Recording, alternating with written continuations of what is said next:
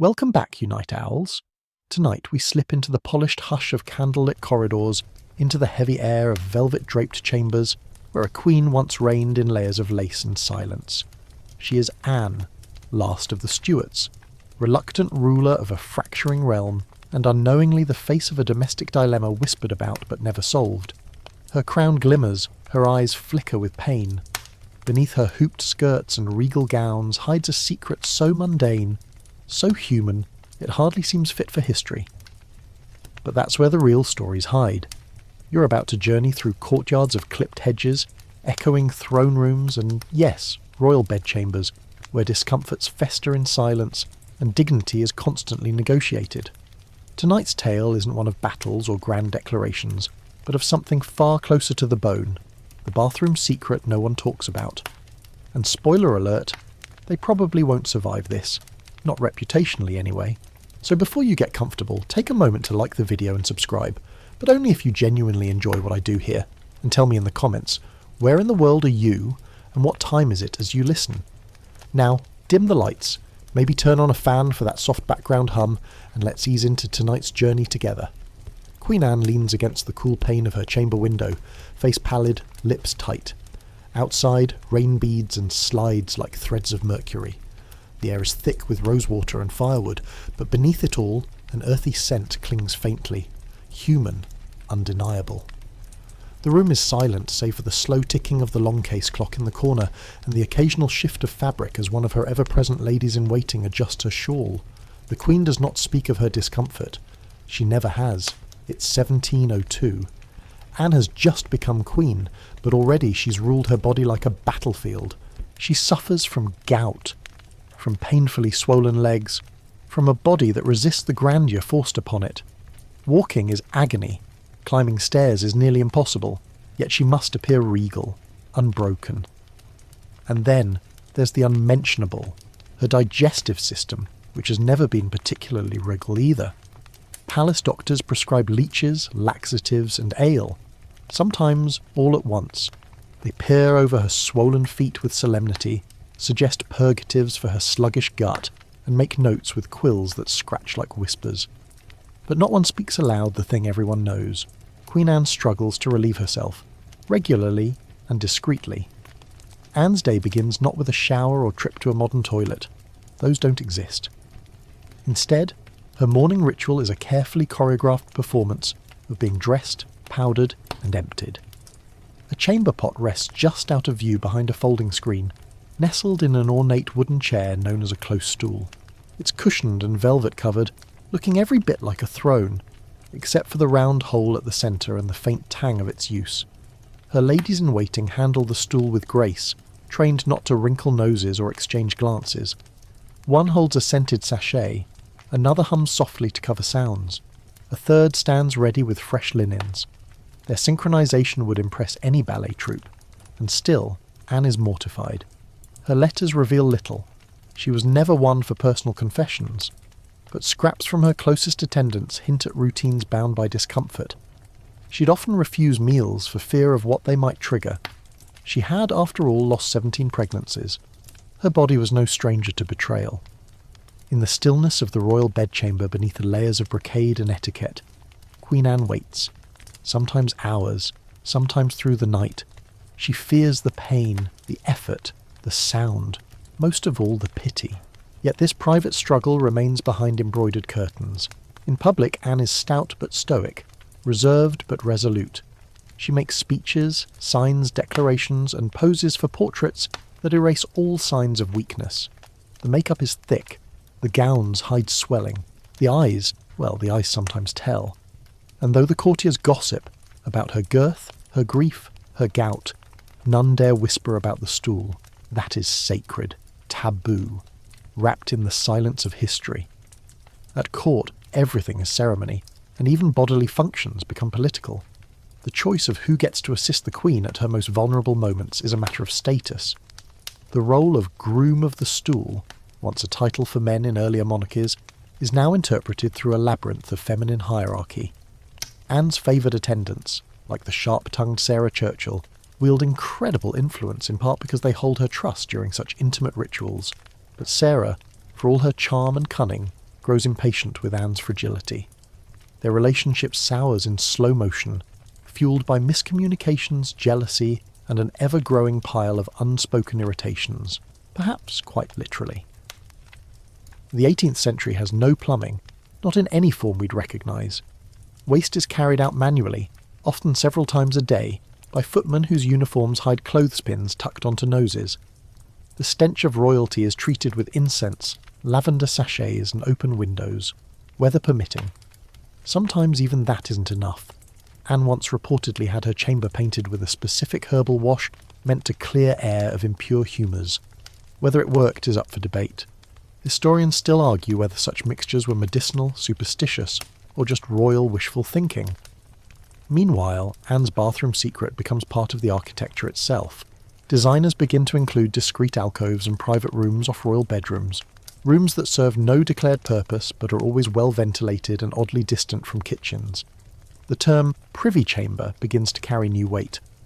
In Queen Anne's palaces, privacy is a luxury, and function must be camouflaged in form. But the Queen endures, as monarchs must. She sits through long council meetings with clenched jaw and pressed lips. She smiles faintly at banquets while picking at soft puddings. She delays departure on royal hunts, sometimes for hours, until she feels settled. Her ministers learn to wait. Her servants learn to read the signs. Behind her, a kingdom evolves. The Act of Union fuses England and Scotland. Wars are waged on foreign soil. The Protestant succession is secured. And yet, beneath the weight of her empire and expectation, Anne lives a double life, one regal, one restrained. At night, the Queen sleeps surrounded by attendants, always within earshot, always ready. They monitor her breath, her movements, the occasional moan of discomfort. They know her body better than her physicians do. And they protect her dignity with the devotion of silent saints. Still, there are nights when Anne cannot sleep, when pain wraps her middle like a tightening corset, when the urge comes, but not the relief. She grips the arm of her close stool and weeps quietly, biting the hem of her linen sleeve. These moments are hers alone. Not even the most trusted lady dares to console her then. And in those moments, the crown feels like an anchor. History doesn't dwell on these details. It prefers treaties, battles, coronations. But in truth, these private struggles shaped Anne as much as any war. They dictated her routines, informed her policies, and perhaps even clouded her judgments. Because when your body is your battleground, every day is a negotiation. And Queen Anne never truly won. Dawn creeps pale and chilly over St. James's Palace, touching the drapery of Queen Anne's chamber with a diffused glow, like breath on a mirror. The room stirs long before the Queen herself. Servants pad in on felted soles, carrying warmed cloths, fresh linens, a pot of barley water, and the ever-present chamber pot. These first acts of the day, private, wordless, dutiful, speak volumes about a monarch who cannot simply rise and dress like her subjects. Everything begins with pain. Anne doesn't so much awaken as resurface from sleep like a barge emerging through fog. Her joints protest with even the smallest movement. Her legs, swollen from both gout and what physicians call dropsy, resist bending.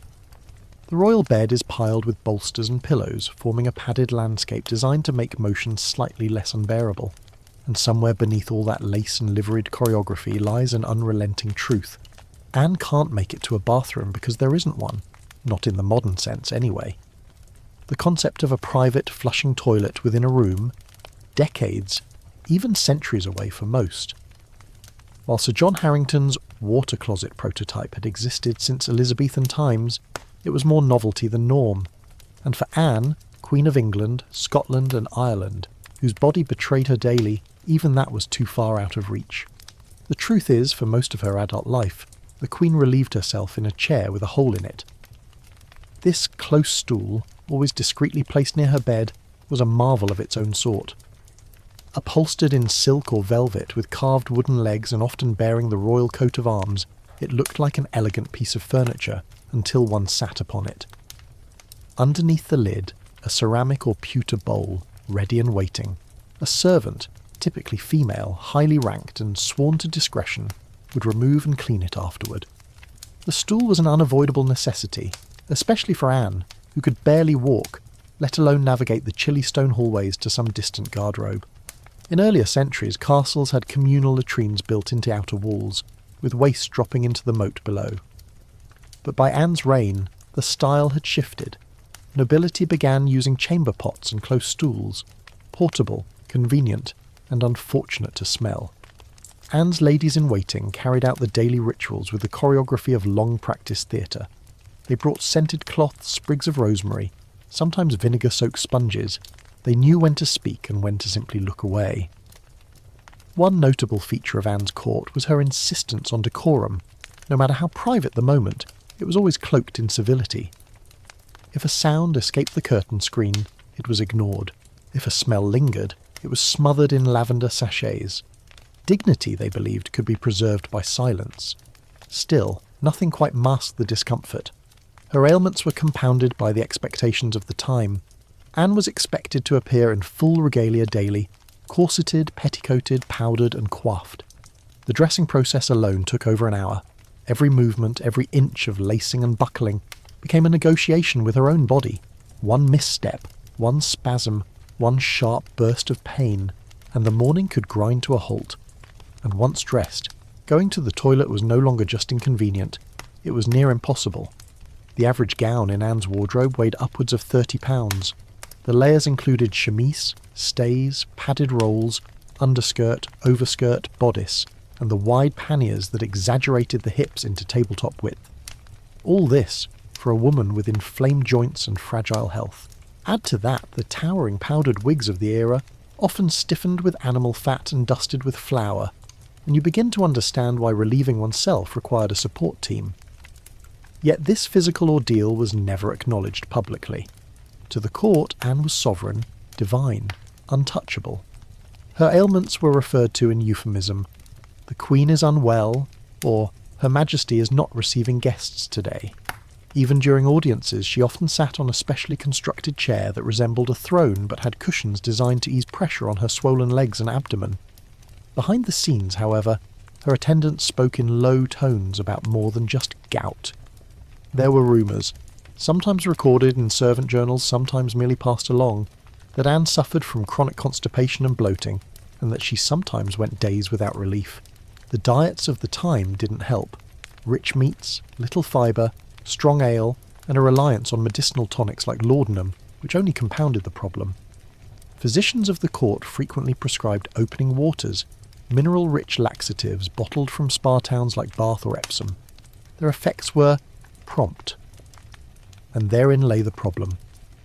Imagine the Queen, dressed head to toe in heavy satin and jewels, seated on a dais before foreign ambassadors, when suddenly those waters began to open.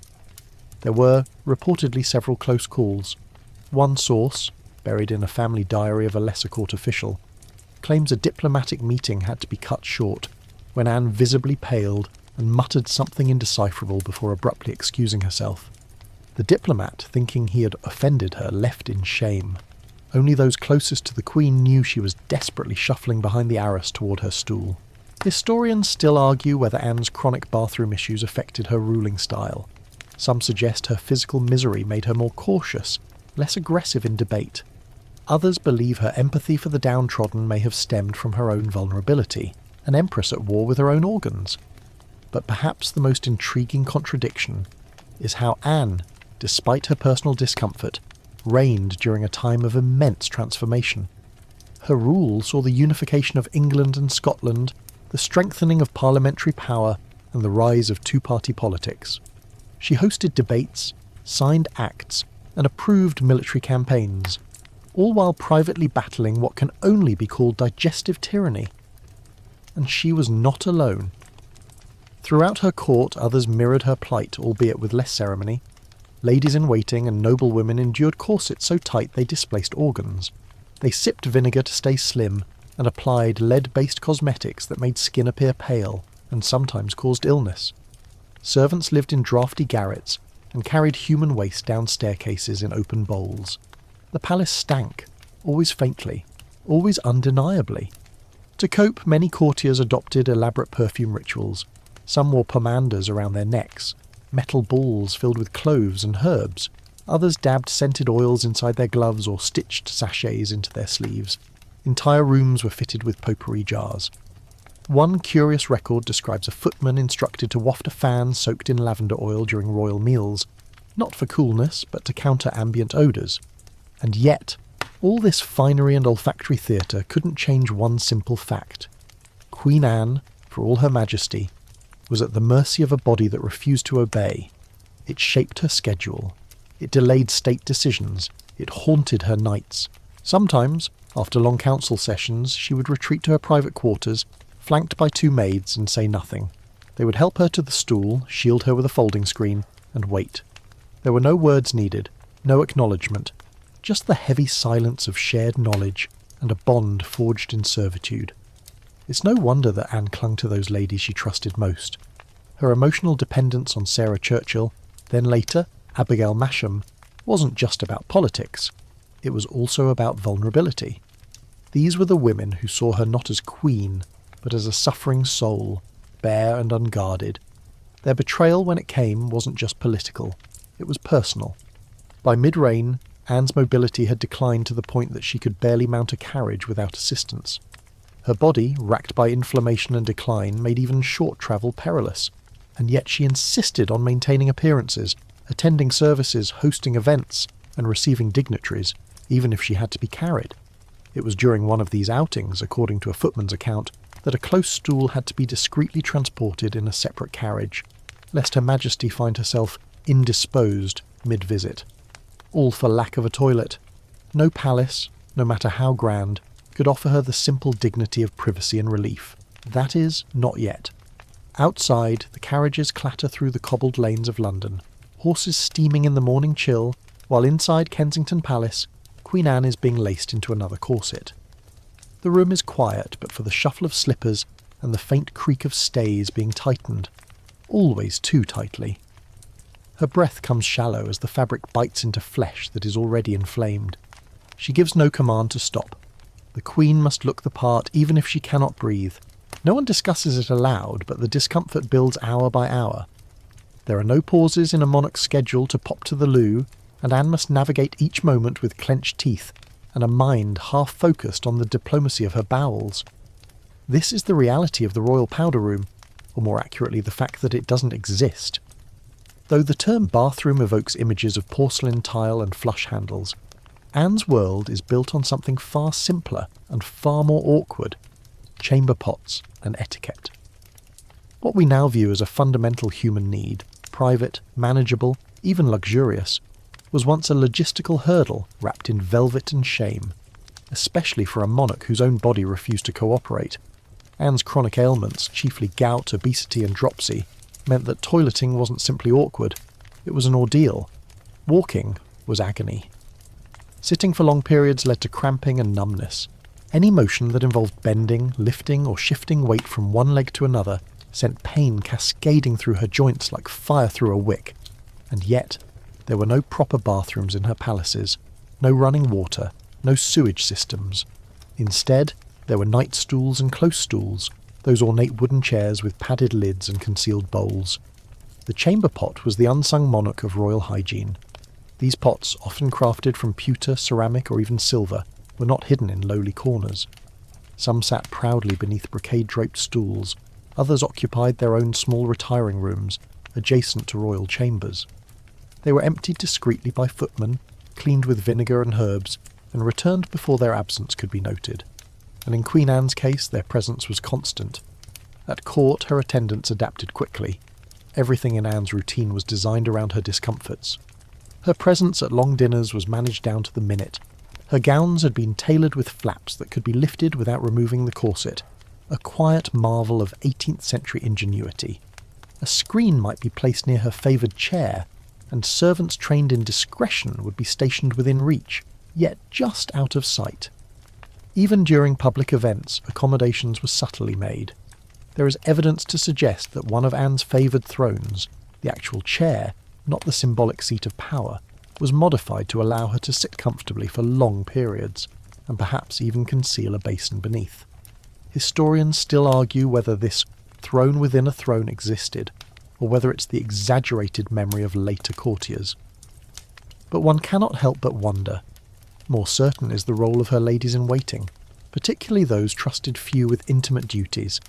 The title, Woman of the Bedchamber, wasn't honorary. It came with responsibility. Each one served Anne through the most private aspects of her daily life. Dressing, bathing, and yes, toileting. They were her human shield against humiliation. Among them, Sarah Churchill stood out, not only for her biting wit and political ambition, but for her complicated relationship with the Queen. Sarah had once been Anne's dearest friend, confidant, and the person who could, quite literally, help her onto the close stool without assistance.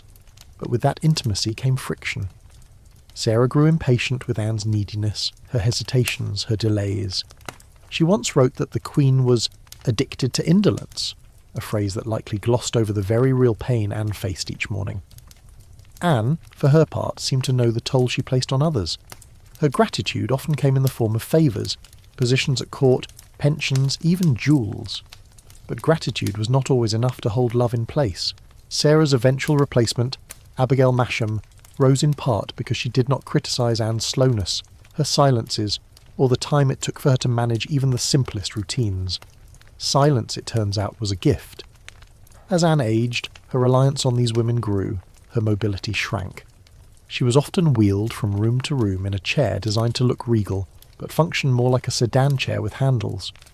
Her ability to relieve herself unaided diminished, and the intervals between movements stretched to alarming lengths. Court physicians noted her congestion of the humours, and turned again to bleeding, leeching, and purging, tools as archaic as the situation demanded. And yet no structural changes were made. No bathroom was built. The palace, for all its splendour, remained fixed in its assumptions, that royalty did not need to excrete, and that bodily functions could be managed in secret forever. It wasn't just a matter of ignorance, it was pride. Indoor plumbing was still centuries from becoming standard in royal residences. While early versions of flush toilets existed, they were rare, unreliable, and far from sanitary. Many were dismissed as fads or extravagances. Most courtiers preferred the tried-and-true method, pots, screens, and fast hands. Even the wealthy bathed infrequently, fearing cold water would allow sickness to enter the body. Instead, they relied on linen shifts to absorb sweat, and perfumes to mask the rest. This illusion of cleanliness, of control, was vital. To acknowledge that the Queen might need to relieve herself, might even suffer doing so, would be to pierce the veil of sanctity that cloaked the monarchy. But everyone knew. They knew it in the long pauses between audiences, in the scent of herbs that preceded her, in the look of discomfort that passed across her face when she shifted in her chair. They knew it from the extra minutes her attendants spent behind closed doors, or the quick glance between footmen as a covered basin passed silently down a corridor.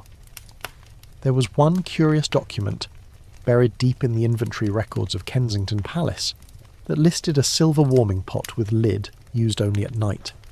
Its exact purpose is still debated. Was it a chamber pot disguised as something else? Or a vessel for medicinal tea? The ambiguity is telling.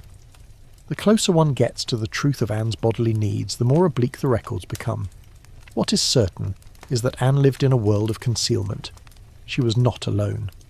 Other royals before her, Elizabeth I, James I, even her uncle Charles II, had similar contraptions and similar silences, but Anne's case was unique in its constancy. Her ailments defined her. Her struggle to perform the most basic human function became a defining feature of her daily existence, and still she reigned. Through 2 wars, a failed heir, political upheaval, and the birth of Great Britain itself, Anne sat on the throne. Often quite literally on a throne designed to hold her when she could not stand. She made decisions with a clarity her body refused her. She endured court gossip, the betrayal of friends, and the erosion of power, yet still clung to dignity in the face of indignity. The royal powder room did not exist, but Queen Anne created her own version, a space of silence, trust, and velvet-lined necessity. And those who served her there knew they stood in a place more sacred than the chapel, because what they preserved wasn't just privacy, it was sovereignty. The afternoon sun filters through the tall leaded windows of Kensington Palace, casting golden bars across the polished floors. Outside, courtiers walk the gravel paths, murmuring alliances and grievances beneath powdered wigs. Inside, the Queen sits in her carved walnut chair, motionless save for a twitch of her fingers and the occasional sigh, a sound somewhere between resignation and resolve. She's dressed painted and draped in regalia, but her thoughts are far from matters of state. Somewhere, discreetly behind the brocade screen, sits her close stool, waiting. By now, Anne's attendants are masters of the unmentionable. They communicate with nods, glances, and the quiet ritual of necessity. When the Queen needs the stool, no bell is rung, no orders are barked. A subtle pause in conversation, a slightly extended silence, and the court knows to drift away. The women who remain, those trusted, silent, unseen, know their cue. These ladies in waiting are not simply courtiers. They are caretakers, protectors of dignity, and experts in the unspoken. Among them are the ladies of the bedchamber, the women of the bedchamber, and the maids of honour. Each role is ranked, each name chosen for maximum ambiguity, but they all share one core duty: to be near the Queen at all times, especially when she needs to relieve herself. The presence of the stool transforms these women into choreographers of bodily dignity. They are tasked with not just logistics, fetching, emptying, airing, but also the performance of invisibility. To make a monarch's most basic needs appear seamless is to preserve the illusion of divine right. And so, they whisper lavender behind their gloves, pass bowls in shadow, and create silence where noise might betray too much.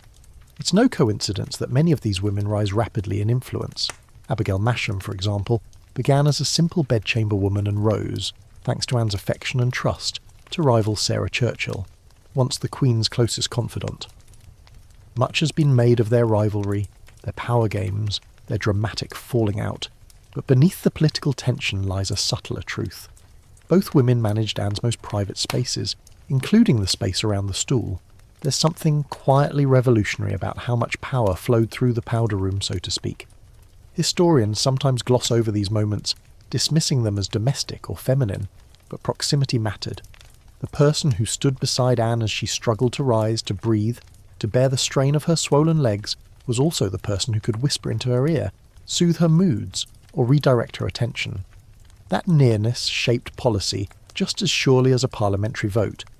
And while Sarah Churchill wielded her influence with the fervour of a statesman, demanding titles, placing allies, influencing war strategy, Abigail's approach was quieter, more patient, more rooted in personal service. Where Sarah might press Anne to hurry or speak more boldly, Abigail simply stood by, steady and silent, her presence an act of devotion. In a world where words were weapons, silence could be a shield. This dichotomy, outspoken manipulation versus whispered loyalty, defined the atmosphere around the Queen's stool, for it was never just about toileting. It was about power, proximity, and the profound vulnerability of being human while wearing a crown. And yet, court life demanded constant theatre. Anne was expected to dine in public, to receive foreign dignitaries, to attend concerts and chapel services, all while pretending she wasn't navigating constant physical strain. At grand banquets, where dozens of courses paraded by on silver platters, Anne often took only a few bites. Rich foods, combined with her sluggish digestion and the constriction of corsets, made any indulgence risky. A bad choice could mean hours of cramping, or worse, an embarrassing delay between courses. The solution? Gentle dishes, small portions, and sometimes no food at all.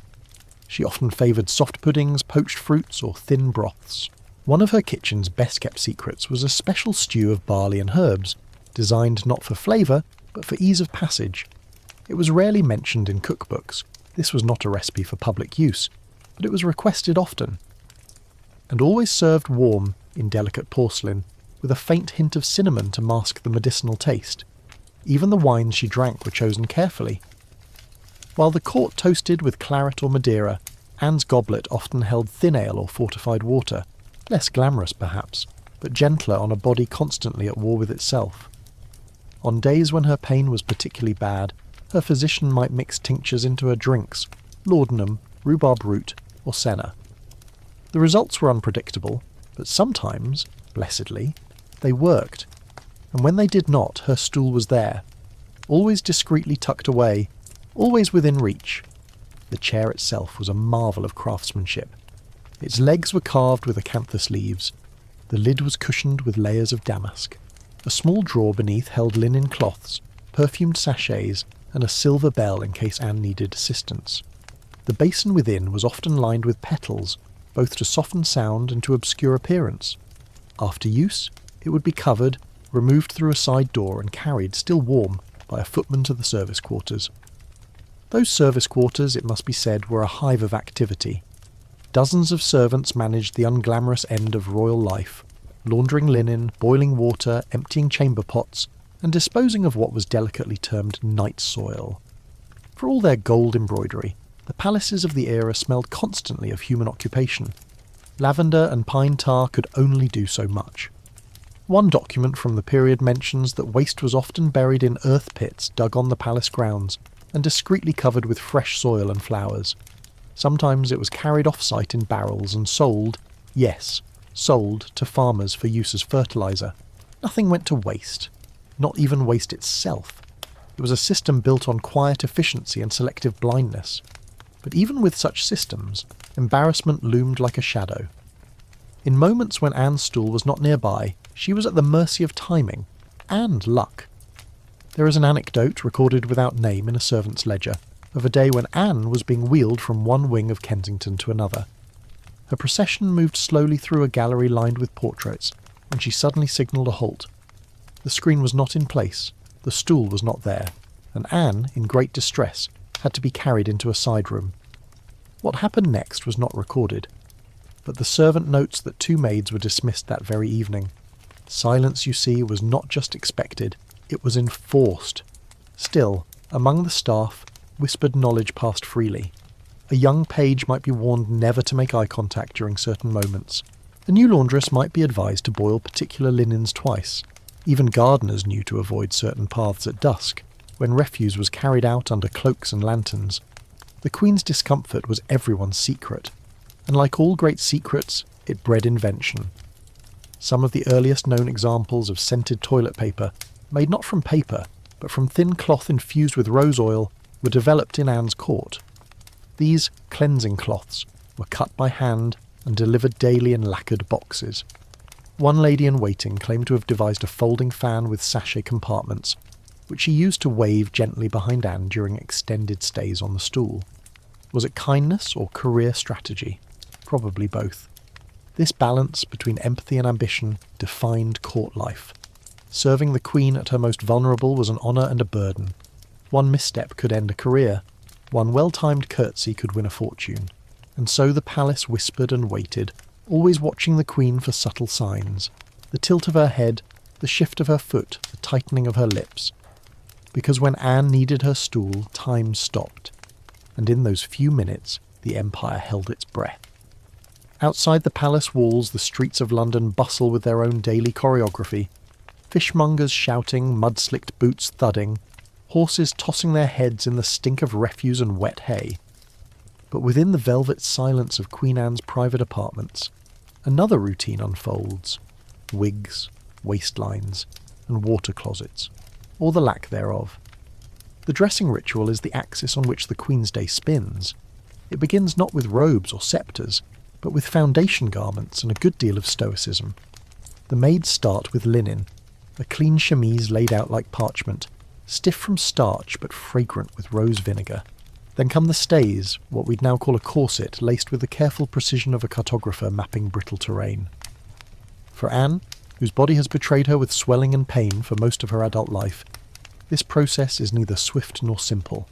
Tightened stays compress her ribs and stomach, which helps her posture but does nothing for her digestion. The irony is not lost on modern minds. The very garments designed to make a monarch appear composed often ensured she couldn't actually go. The pressure on her abdomen slowed her already lethargic bowels, creating a cycle of appearance and consequence. She looked the part, and suffered for it. Once laced in, the Queen is eased into panniers, those wide, hooped side cages that make walking through narrow doors an adventure, and layers of gown fabric, brocade over taffeta over silk. It's as though the entire court fashion scheme were devised by someone actively trying to trap royalty in their own clothing. And Anne, ever dignified, endures it with the practised calm of someone who knows the effort required simply to sit down again will take negotiation, assistance, and perhaps an hour of mental preparation. Underneath all this grandeur, a chamber pot lurks. Often tucked in a hidden drawer or behind a tapestry, it's never far. Courtiers know the signs. a faint clench in the Queen's jaw, a too long pause before taking her seat, a flicker of the eyes toward the discreet screen near the window. This unspoken ballet plays out multiple times a day. Anne's wigs, though seemingly unrelated, only add to the scene. Towering, powdered, and stiffened with bare fat and flour.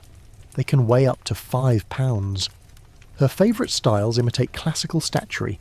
Roman curls, Grecian buns, occasionally a tiara worked directly into the design. All very elegant, all very fragile. Removing one takes 2 assistants and several pins the size of small daggers, which means once the wig is on, it stays on. For hours, through heat, exhaustion and bathroom breaks. Here's the uncomfortable detail: the elaborate wigs and gowns made quick undressing impossible. So when Anne needed to relieve herself, something her gut did not do with predictable grace, it was a full production. If time allowed, she might be gently unhooked and half unwrapped, like some sacred bundle in reverse. But more often, her undergarments and gown were designed to allow seated relief through hidden slits or rear flaps. The close stool did the rest. At court, the solution was elegance by illusion. The stools themselves were disguised. Some looked like armchairs, others were built into sideboards or cabinets, hidden behind carved doors and gilded accents. One particularly beautiful piece in Hampton Court, now labelled a dressing table, is rumoured to have once housed Anne's personal basin. The top lifts, the interior is ceramic-lined, and the space within fits perfectly the dimensions of a queen-size problem. Still, no matter how discreet the furniture, the human body offers no guarantees. One strange tidbit historians occasionally mention with raised brows is that many nobles of the time kept stool records. That is to say, they documented their bowel movements, frequency, texture, effort, as a matter of health, and, oddly, pride. It was not uncommon for doctors to ask pointedly about the nature of one's evacuations. Queen Anne's own physicians were no exception. They took notes, prescribed according to frequency, and suggested everything from honeyed figs to mercury pills. Yes, mercury, liquid metal, fed to royalty, on purpose. The thinking was that mercury, with its impressive weight and chemical properties, would force out lingering humours. What it actually did was wreak havoc on already struggling organs. But the line between medicine and slow poisoning was often blurred in those days. Anne endured these treatments with weary obedience. She was not one to complain, not outwardly. Her life was a matter of bearing, the weight of the gown, the crown, and the unyielding pressure in her abdomen. Court gossip, of course, flowed more freely than the Queen's digestion. While no one dared speak directly of Anne's issues, everyone knew something was not quite right.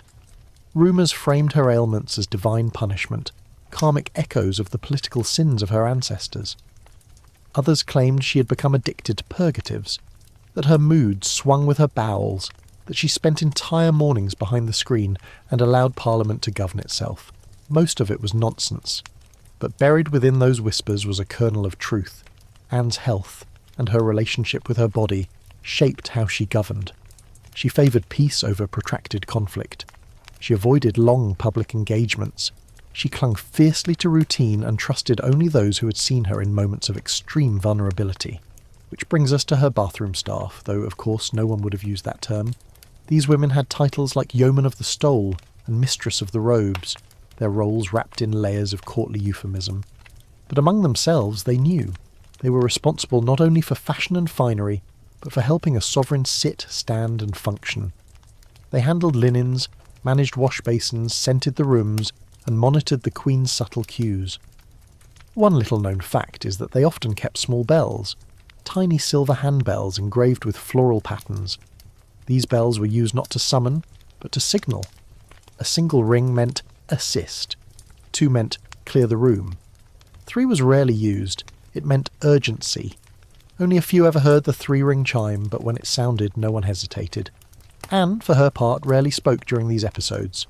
Silence was her armour, but her eyes would lock with her attendants, and the exchange said everything. Not yet. Wait. Help. And help they did. Even when illness forced her to remain seated for hours. Even when her body swelled so badly her slippers had to be cut from her feet. Even when her nights were spent half upright in bed, on pillows soaked with vinegar to ease the breathing. Through it all the stool remained, a constant companion, never far, always waiting in its quiet dignity. Interestingly, despite the Queen's hardships, Fashion across court continued in its absurd and unforgiving ways. Ladies wore stays so tight their ribs bruised. Men powdered their wigs so heavily that sneezing became a hazardous affair, and no one had a toilet. Instead, social etiquette demanded that chamber pots be carried discreetly through halls by servants trained in balance and silence. They passed beneath tapestries, vanished through secret doorways, and reappeared, freshly emptied, with a trace of lavender in the air. One such servant, name lost to time, remembered only as the Silent Boy, was said to be so graceful that he could pass through the Queen's drawing room with a full pot, undetected even by the spaniels. That was the mark of true success in Anne's household, being seen only when you wish to be, which is perhaps why so few records exist. No courtier wants to be remembered for holding a bowl of waste, even if it was the Queen's. No monarch wants her reign defined by the limits of her plumbing. But they mattered. In ways both obvious and hidden, Anne's relationship with her body, her relentless need to hide discomfort, to maintain poise, to control what could not be controlled, shaped every part of her life. It moulded how she trusted, how she delegated, even how she fought. Some historians have noted that Anne's resistance to long speeches and harsh debates was not born of temperament, but of timing. A queen who must constantly account for when and where she can relieve herself does not seek out unnecessary friction. And so the powder room, though absent in structure, loomed large in spirit. It governed where she went, whom she allowed near, what she chose to do, and more crucially, what she avoided. The palace had no pipes, no drains, no marble baths, but it had screens, sachets, bells, and bowls, and behind them a sovereign who ruled not with flourish, but with fortitude. The corridors of Kensington swell with the scent of polished wood and beeswax, interrupted now and then by wafts of something earthier, human, inevitable. Despite the lace, the gilding, the cavernous rooms lit by chandeliers, the palace is still a place where people live, and no one lives more squarely between opulence and discomfort than Queen Anne. It's early evening now. The sun hangs low behind the high windows, drawing long slanted shadows across the tapestries. Anne has retired from court duties, her public face carefully packed away with the brooches and sashes. Behind the closed doors of her apartments, the atmosphere softens, but not entirely. A peculiar ritual begins, one that requires sachets, secrets, and silent servants. Her ladies-in-waiting begin with the scents. They open the drawers containing dozens of neatly folded linen sachets, little pouches filled with lavender, crushed roses, cloves, even dried citrus peel. Some are tied with ribbons, others are sealed in waxed paper. All serve a single purpose, to mask what no one dares name. These are not perfume sachets meant for display. These are tactical tools of olfactory subterfuge. They are slipped between cushions, tucked into the Queen's dressing stool, hidden under chair legs, and worn beneath skirts. One servant whispers that they have a hierarchy of fragrances, lavender for ordinary masking, rose for serious matters, and myrrh for emergencies. That might be a stretch, but it's not hard to imagine the palace developing its own unwritten code. The very walls, after years of habitation and habit, seem to understand what they are hiding. Anne's favourite scent, curiously enough, is bergamot, a sharp citrus with an edge of sweetness. She finds it clean, and when her mind is heavy and her stomach uncertain, which it often is, she asks for it to be dabbed onto her gloves. The ladies oblige, careful not to overwhelm. One too many drops and the scent begins to burn the nose. Then come the servants, not the ones who serve food or write correspondence, but the ones who glide like ghosts, the laundresses, the linen keepers, the silent footmen. Their job is to ensure that the Queen's world remains sterile, scented and seamless. These servants are the invisible spine of the palace. They move through a network of hidden doors and narrow back stairs. They carry basins, fresh linens, bottles of vinegar and discreet cloth bundles. No one speaks to them unless absolutely necessary, and they rarely speak in return. Not from rudeness, but because silence is their currency. They are paid, in part, to know everything and say nothing. This structure of silence creates a strange paradox. Queen Anne, surrounded constantly by people, lives in isolation. Her body is touched daily, intimately by others, but her inner life is rarely accessed. Her attendants know her rhythms, the wince at dawn, the breathless pause at noon, the ache at twilight, but they do not know her thoughts. or if they do, they never let on. Which is perhaps why the sachets are so symbolic. They are not just deodorants, they are small declarations of care.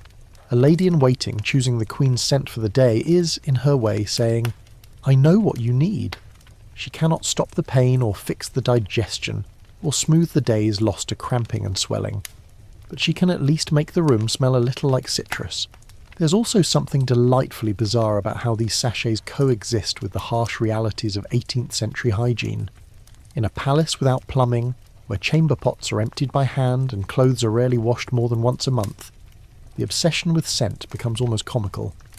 A person might not have bathed in weeks, but heaven forbid a guest should catch a whiff of something impolite. So, the sachets multiply. They are sewn into bodices, hidden under cushions, hung from bedposts. Some are even stitched into the hems of dresses, gently perfuming the air with each step. In Anne's chambers, the scent changes with the hour. By morning, lavender. By midday, a mixture of verbena and chamomile. By nightfall, bergamot with a trace of clove. Still, none of this truly solves the problem. Anne's condition remains what it is. Chronic, stubborn, and humiliating. Her body swells unpredictably. Her digestive system rebels at the mildest of meals. There are days she cannot walk from bed to chair without two women at either elbow, steadying her like a toddler learning steps. One of her physicians, perhaps emboldened by royal favour, perhaps just insensitive, once proposed bleeding her more aggressively, claiming it might release the impure gases congesting the lower belly. She did not reply to this recommendation, only lifted her chin slightly and asked for her gloves. That physician was not invited back. Still, she submits to some treatments. A poultice made from mashed figs and salt, a syrup of rhubarb and honey, a thin broth spiced with cardamom and bitter orange peel. They provide little relief, but the act of consumption itself is ritual, predictable, controllable. In a body that refuses command, routine is a kind of power. Meanwhile, the palace lives around her. In adjacent rooms, ministers argue about naval strategies. Pages spill ink. Foreign envoys rehearse their bows. None of them suspect that just beyond the wall, the monarch is seated behind a screen, gripping the carved arms of her stool, praying for the relief that may or may not come. And even when it does, it is not the end of it. There's the matter of cleaning. Anne, by now, is unable to perform most of her own hygiene. Her ladies step in, armed with cloths soaked in warm herbal water. They work quickly, speaking softly about inconsequential things. Weather, fabric orders, the new portrait being commissioned for the council chamber. They do not look directly at her face, nor do they ask how she feels. The silence here is the deepest of all. It is mercy. When the stool is removed, it's done with the reverence of a sacred object. The bowl is covered with a lid lined in velvet. It is carried not through the front halls but through the servant corridors, down a back staircase, and into the scullery yard where such things are handled. There it is emptied into what was colloquially called the night sink, a covered pit lined with lime powder. No one speaks of it again. The Queen, meanwhile, resumes her posture. Shoulders straight, hands folded, as though none of it happened. She may receive a visitor within minutes of such an episode, and neither party will acknowledge the faint scent of citrus that lingers. The visitor will bow, the Queen will nod, and the performance will go on. This division, between body and image, reality and representation, is the foundation of monarchy. Anne wears it like another layer of clothing, heavy and impossible to remove. She cannot choose what her body does, but she can choose how it is seen, or rather, how it isn't. And so, the palace remains a temple to concealment. The sachets, the screens, the silent maids, all part of a machine designed to preserve the illusion of invulnerability. Even the architecture plays a role. Doors that lead nowhere, corridors that double back, tiny rooms off large ones, built not for function but for discretion. Every palace from Hampton Court to Kensington is a maze of privacy. And yet, Anne is known, deeply, wholly, by a handful of women. They are not family. They are not advisors. They are not elected. They are simply the ones who stayed, who learned her rhythms, who chose not to speak when silence was needed. What a strange kind of intimacy. Anne, who lost every child she ever carried, who was used by political factions and betrayed by closest friends, finds comfort not in declarations of loyalty, but in shared glances behind embroidered curtains, in a hand that adjusts a sachet, in the quiet grace of someone who waits. It is these invisible rituals, scented and soundless, that preserve what history so often forgets. A monarch is a person. A monarch hurts, digests, relieves, and recovers. Not with grandeur, but with a sigh, and a bowl, and a curtain drawn just so. And though the record books will not say it, the Queen's strength was not only in treaties signed or Parliament summoned. It was in how she endured the slow, silent hours between them, how she bore the weight of her own humanity with as much grace as her crown. Evening settles over the palace with the weight of velvet. The fires in Queen Anne's private chambers are stoked to a gentle crackle, casting an amber glow on damask walls and dusting the carved ceilings with shadow. The bustle of the court dwindles into murmured conversations and the soft padding of slippers on stone, and yet, inside the Queen's quarters, the most intimate battle of her day is only just beginning. Anne is alone now, or as alone as a monarch can be. Her ladies wait just beyond the door, ready for the soft bell if she should need them. For the moment she's left to navigate this ritual herself, at least in spirit. The stool has been placed, warmed by proximity to the hearth. The screen is unfolded. The cushions have been fluffed and subtly scented. Everything is as it should be. And still she hesitates. Anne knows what's coming, or rather, what may not. Her body has become a puzzle with pieces that shift daily, sometimes cooperating, often resisting. Tonight the ache is sharp behind her ribs, curling downward like a slow-moving storm. It's not yet agony, but it will be, and there is nothing to do but sit and wait and hope. She eases herself into the stool with practiced movements, her hands gripping the arms, her jaw clenched. The screen shields her from sight but not from the truth. This is the paradox of royalty. Everyone exists to serve you, yet you're never more vulnerable than in the moments when service must step aside. Tonight, like many nights, the effort is in vain. Minutes stretch on. The Queen shifts slightly, adjusts her gown.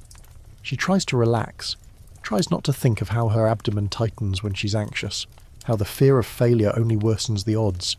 The body is not logical. It does not obey rank. And so the clash begins. Anne versus the chamber pot. It's hardly a fair fight. Her diet, though carefully managed, still rebels. Despite the broth and barley stews, despite the spoonfuls of treacle and tinctures of bitter herbs, her body withholds what should be easy. Her stays may be loosened, her posture just right, but nothing moves. The sense of defeat creeps in, familiar now, almost expected. There is something profoundly humiliating about being trapped by your own flesh, and yet Anne has learned to carry it with grim dignity. She rings once. A lady enters, quiet, calm, unflinching. She approaches not the Queen, but the fire, adding another log. She murmurs something about the weather tomorrow, then she disappears again. It is a small gesture of presence, a reassurance that someone is near, but not watching. The Queen waits a while longer before giving up. She stands with effort, aided this time, and the stool is whisked away. A scented cloth is offered, a fresh gown laid out. The moment passes. It always does. But the toll is real. The physical strain of constant constipation and incomplete evacuations adds to her swelling. The pressure on her lower body builds across days, aggravating her gout and dropsy. Her ankles throb. Her belly feels like it's filled with stones, and the mental weight, the frustration, the fatigue, is worse. Her doctors suggest more opening powders, more stretching exercises, more walks in the garden. She listens, she nods. But inwardly she knows these are gestures. Courtiers speak of melancholy humours and blocked bile, as though naming the thing might fix it. But Anne has lived too long in this body to believe in such solutions. She does what she can. She endures what she must. Even now, historians disagree about the exact nature of Anne's ailments. Was it simple constipation exacerbated by royal fashion?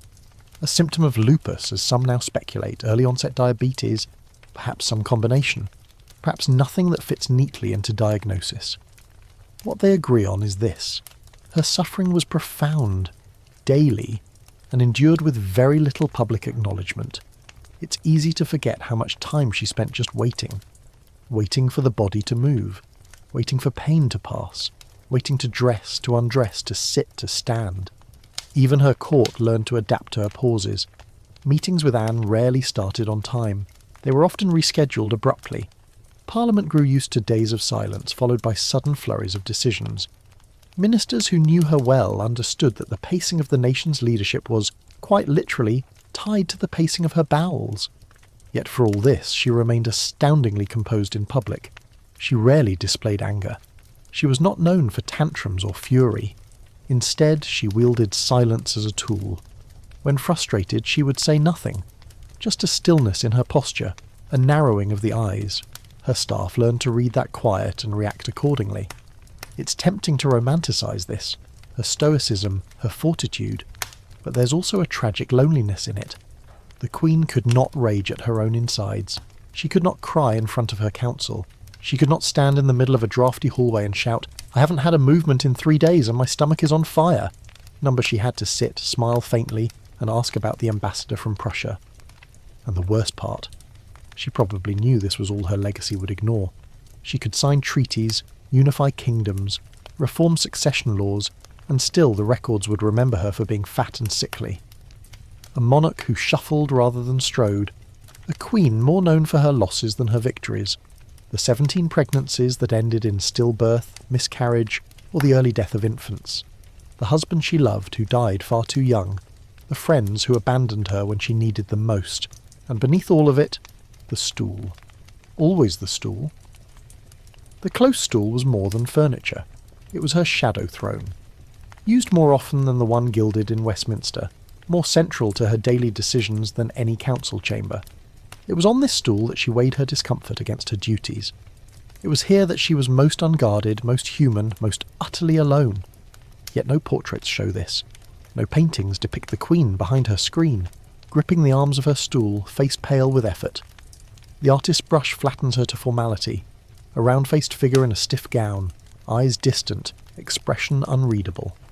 The absence of pain is its own kind of lie, and in that space of omission, Anne endures. She does not protest the silence. She leans into it. Her legacy, she knows, will be written without this part of her. The bodily truth will be left to historians who peer between the lines, to servants who scribbled marginal notes, to apothecary logs that hint at frequent deliveries of prune syrup and rhubarb powder. And yet, if she had spoken openly, if she had said, just once, "I suffer," would it have made any difference? Probably not. In Anne's world, bodily needs were the province of servants, not sovereigns. To speak of them was to invite ridicule, to risk appearing mortal. And so she kept her silence, and the court followed her lead. Only the women closest to her, the ones who laid out the sachets, fluffed the cushions, carried the bowls, knew the depth of her burden. They saw the toll it took. They knew when to offer warm towels and when to step back. They listened for the bell, and they never ever spoke of it outside those curtained walls. Which is why the truth survived only in whispers. The Queen ruled an empire, but not her own body. She commanded armies, but not her own abdomen. And yet, in that strange inversion of power, there was a kind of heroism. Not the glamorous trumpet-blaring kind, but a quiet endurance that outlasted almost everyone around her. Tomorrow, the routine will begin again. The stool will be placed, the sachets refreshed, the bergamot dabbed, and Anne will sit and wait and hope, because that's what queens do, even when no one talks about it. Beneath the grand, painted ceilings of St. James's Palace, where the gaze of oil-rendered ancestors looms eternal, another kind of battle plays out, one not fought with muskets or treaties, but with glances, whispers, and precisely timed flattery. And at the heart of it all stands John Churchill, Duke of Marlborough, with a raised eyebrow, a keen sense of power, and, most scandalously, insight into the Queen's most private struggles. The Queen trusts him. She must. He's not just a celebrated general and the man largely responsible for Britain's victories during the War of the Spanish Succession. He's also the husband of her former best friend Sarah Churchill. And that, dear listener, is where things get particularly complicated. John is clever. Too clever. He understands that influence at court isn't always won with battle maps and medals. Sometimes it's about what you know. And John knows a great deal, perhaps more than he should, about Queen Anne's unspoken burdens. You see, Sarah told him things. Whether in confidence, in frustration, or as ammunition, we'll never truly know. But over the years of their intense, often tempestuous friendship, Sarah Churchill came to possess a detailed understanding of Anne's daily life, including the delicate rituals surrounding her digestion, her close stool, and her embarrassing reliance on silent aids. And what Sarah knew, John knew, they weren't exactly subtle about it. Letters between the Marlboroughs reveal their shared exasperation with Anne's delays, her frequent withdrawals, her refusal to be hurried. Sarah, never one to mince words, once wrote of Anne, "She lingers endlessly, unable to rise, reluctant to receive, and moody as the moon." Historians debate whether she was describing political indecision or constipation. Knowing Sarah, likely both. And John, in turn, learned to time his visits with care. He never arrived during Anne's dressing hours. He avoided early mornings, late afternoons, and times just after meals. He knew, better than most, that a queen in pain is not a queen who wants to discuss battle logistics. If he needed a decision signed, he brought it in mid-morning after the opening powders had taken effect but before fatigue had set in. In many ways, John was a master of managing the Queen's bodily schedule, not out of kindness, but strategy. When Anne began to distance herself from Sarah, it was John who tried to steady the political ground beneath them. He wrote careful letters, flattering without obsequy, reminding her of his loyalty, gently nudging her to consider his requests. But even as he penned them, he knew that something was shifting, not just politically, but personally. Anne's reliance on Sarah had always been rooted in trust, and trust, in her world, meant shared silence. Sarah had been with her in the most private moments, adjusting stays, holding her upright, waiting outside the screen. To then weaponize that knowledge, even subtly, was a betrayal Anne couldn't ignore. There is a story, half rumour, half memoir, of a moment in the palace gardens when Anne overheard Sarah making a flippant remark about the Queen's morning rituals. No specifics were mentioned, but Anne knew. Her face went cold. Her walk, already slow, turned glacial. She didn't confront Sarah. She simply stopped writing her. And in came Abigail Masham. Abigail, Sarah's cousin and polar opposite in temperament, rose to favour not through wit or confrontation, but through patience and discretion. She was everything Anne now craved. Quiet, gentle, and unthreatening. Most importantly, Abigail never spoke out of turn. She never commented on Anne's health, her delays, or her bowel treatments. She simply waited, observed, and responded when needed.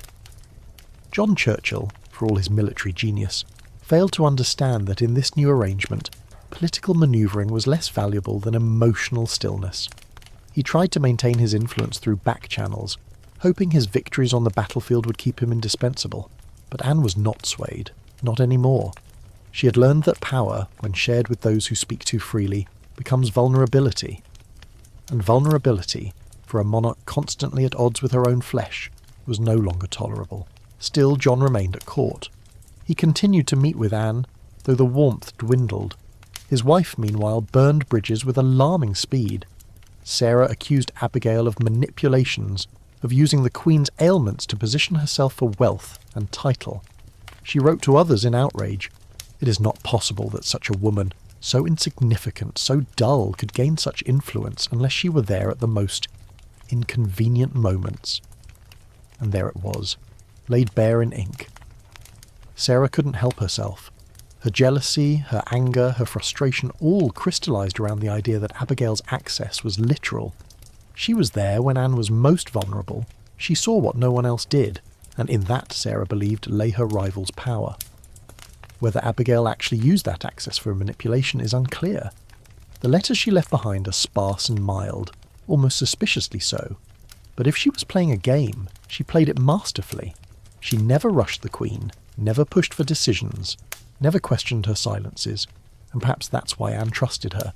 Anne, who had been criticised for her indecision, her slowness, her moods, understood too well what those comments truly meant. They weren't about governance. They were about her body, her stops and starts, her inability to always appear present. In Abigail, she found someone who simply waited, without comment, without judgment. Meanwhile, Sarah and John fumed. The court became divided. Whispers turned to factions. Even Parliament noticed the shift. The Marlboroughs, once untouchable, began to feel the ground tilt. And through it all, Anne maintained her silence. She didn't explain her decisions. She didn't confront old friends. She simply drifted away. It's tempting to paint her as weak in these moments, but that would be a mistake. Anne, more than anyone, understood the long game of monarchy.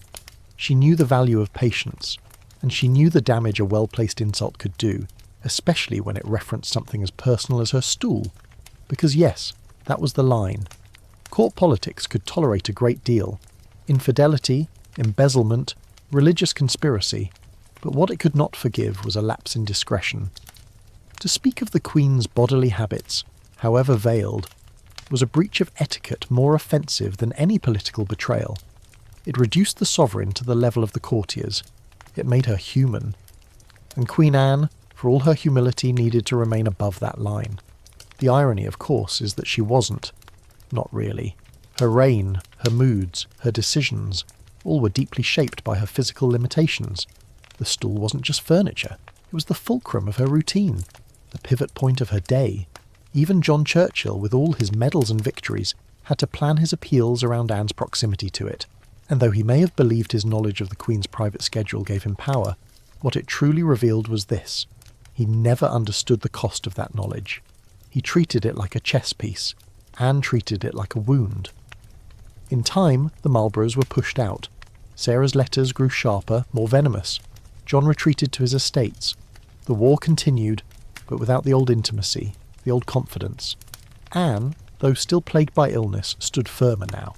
She had learned where to draw her boundaries. She had learned that silence, when wielded correctly, was louder than any accusation. And the stool? It remained. It remained in her chamber, behind its curtain, perfumed and cushioned. It remained in her routine, attended by quiet hands. It remained, too, in the memory of those who once held influence, and then lost it, not through treason, but through indiscretion. Because in Anne's world, loyalty wasn't about declarations. It was about presence, about waiting through discomfort, about knowing what not to say. And John Churchill, for all his brilliance, never quite learned that lesson.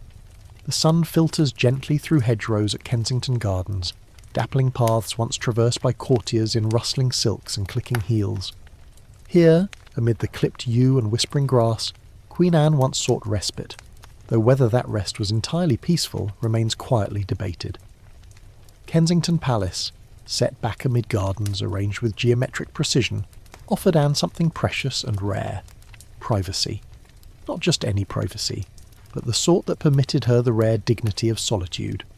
Somewhere among these carefully pruned gardens, it is said, Queen Anne kept a personal retreat, a tiny pavilion tucked into greenery hidden from sight. Officially, the structure was described as a summer house, suitable for contemplation or quiet conversation, but unofficially, and whispered softly among the servants, this place might have held something far more essential: a private privy.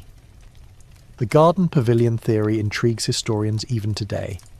Was it an architectural nod toward what would eventually become modern plumbing, or simply an escape, a royal indulgence where Anne could relieve herself without the humiliations of screens and sachets? Historians still argue whether this hidden spot existed purely for leisure, or if it served a more pragmatic, earthy purpose. But given Anne's known struggles, and the close attention she gave to her surroundings, it seems likely she would have quietly insisted on something of this kind. The pavilion, described only briefly in surviving estate records as a structure built for Her Majesty's comfort, is lost to history, dismantled shortly after her death. Whether it was deliberately erased, concealed from future generations by officials embarrassed by its humble use, or merely considered unnecessary by Anne's successors, the small garden retreat disappeared as quietly as it appeared. Yet, the very existence of such speculation highlights just how deeply Anne's private struggles affected even palace architecture. Imagine her now, the Queen in her velvet gown, pearls gently clicking around her neck, slipping out the garden doors on days when the pressures of state and body became overwhelming. Perhaps a lady-in-waiting would accompany her halfway down the gravel path, then quietly turn away, leaving Anne alone.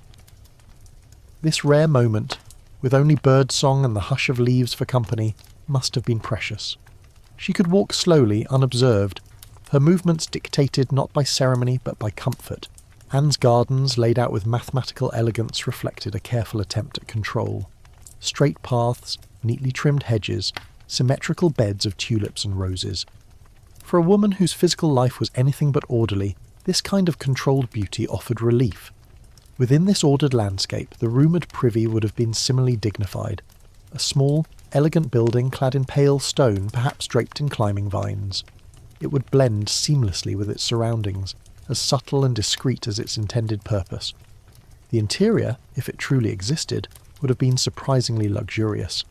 A carved wooden seat, perhaps cushioned in velvet, faced by a polished stand bearing perfume bottles and linen cloths. Unlike the chamber pots within her bedroom, emptied constantly and fragranced heavily to mask their presence, this garden retreat would have allowed Anne a sense of independence, even serenity. But how did this speculative haven come about? It's likely the concept originated from Anne herself, perhaps inspired by her experiences at other royal residences. Her contemporary, Louis XIV of France, had pioneered a similar approach at Versailles, building private retreats, elaborate, discreet, and deeply personal for the Sun King's bodily comforts. Anne, ever attuned to trends abroad, may have quietly embraced this innovation. Not publicly, certainly not openly, but discreetly, privately. A garden toilet fit for a queen who craved dignity more than grandeur.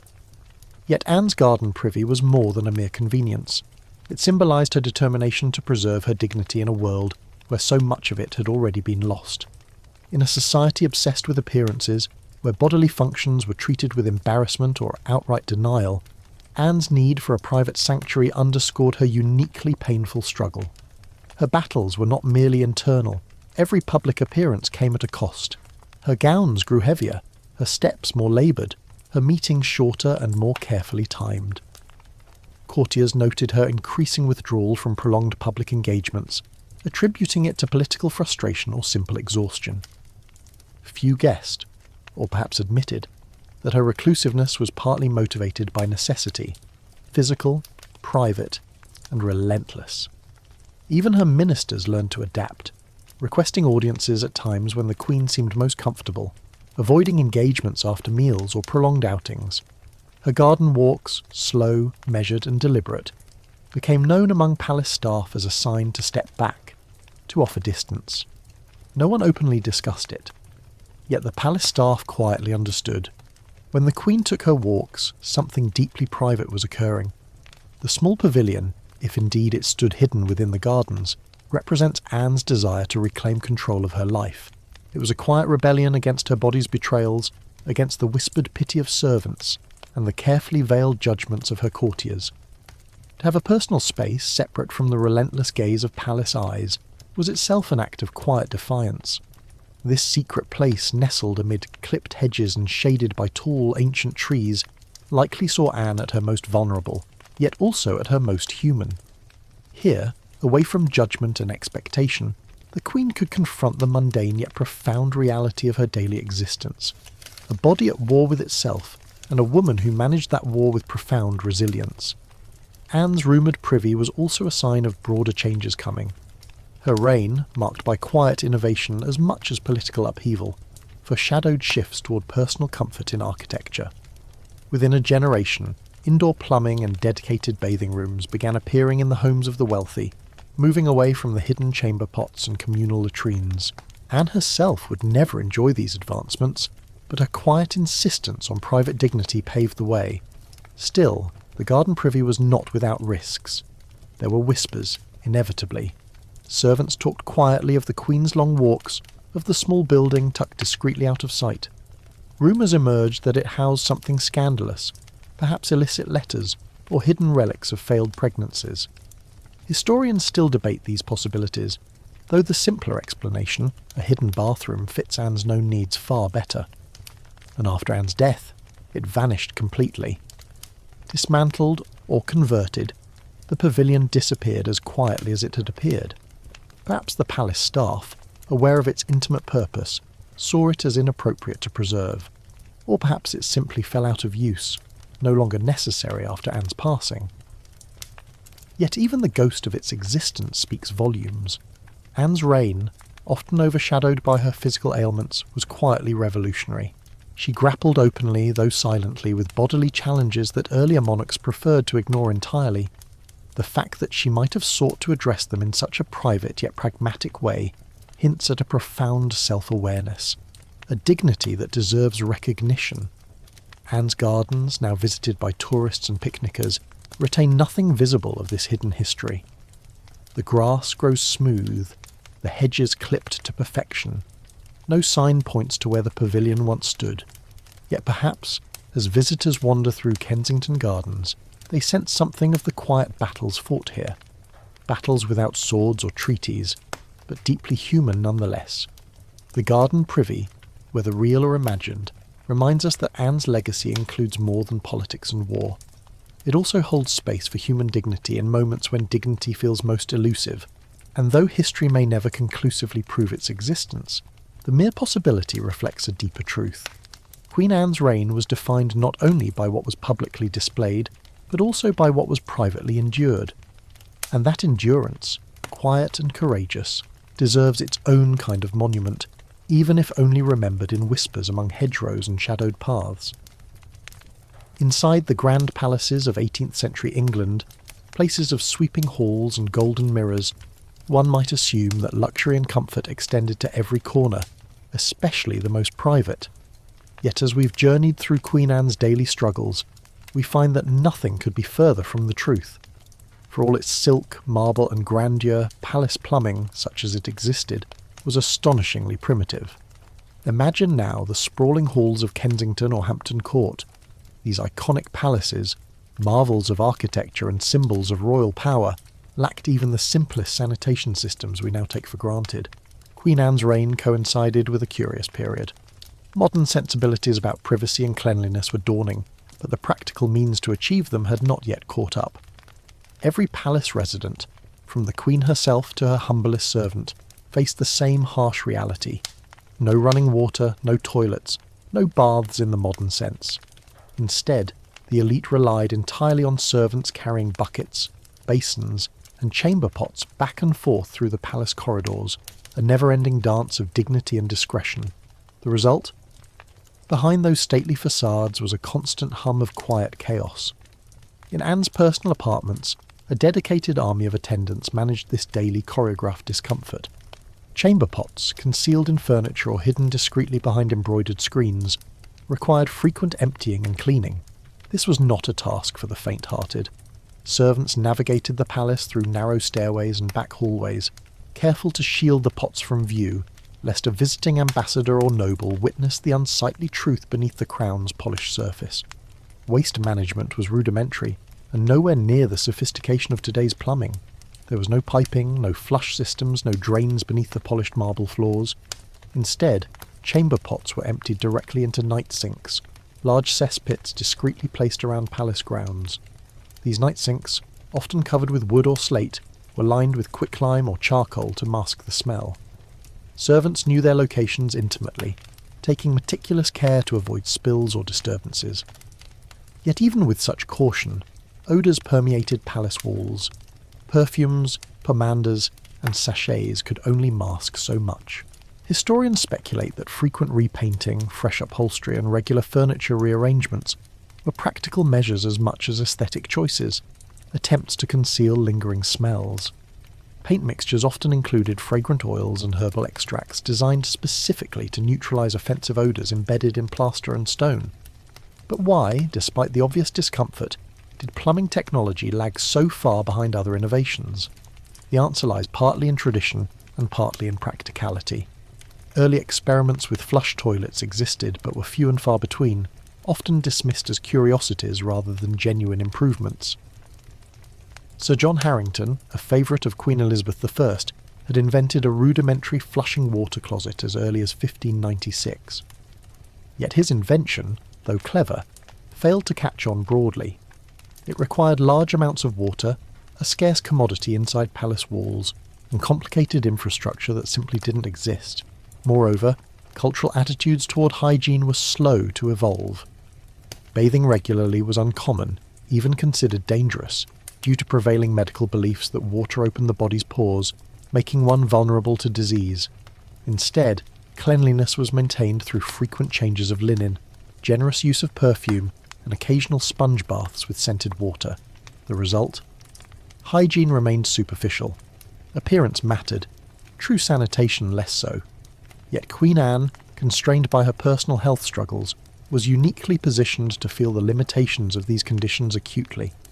Her chronic illness, with symptoms of swelling, digestive distress and difficulty moving, would have benefited greatly from better sanitation and easier access to hygienic facilities.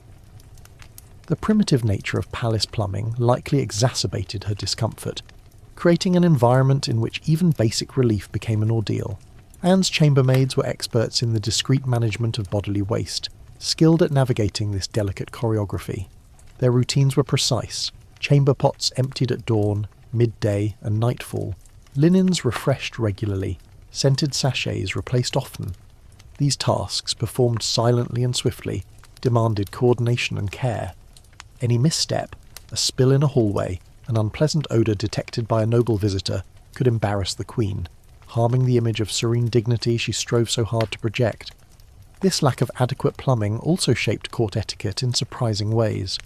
Social events, banquets, and audiences were meticulously timed to accommodate these limitations.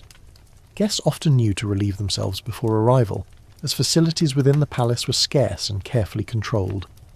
Chamber pots were provided discreetly to high-ranking guests, but often in shared anterooms or curtained alcoves. Privacy was limited, embarrassment inevitable. Queen Anne's own schedule reflected these restrictions sharply. Audiences were shortened, meetings carefully paced, and even mealtimes adjusted to reduce potential complications. Her courtiers learned to read her moods, aware that discomfort could abruptly end meetings or delay important decisions.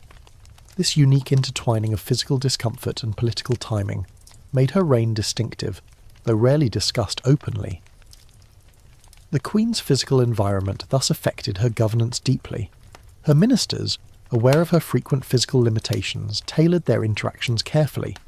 Discussions were efficient, arguments brief, audiences kept small. Anne herself developed a quiet yet commanding style, exerting authority through subtle gestures, quiet tones, and brief but impactful statements. This understated style, developed partly through necessity, became her hallmark, shaping both her legacy and historical memory. Yet despite these daily hardships, few improvements were implemented during Anne's lifetime. It would take nearly a century for indoor plumbing to become widespread in wealthy households, and even longer for palaces to adopt truly modern facilities.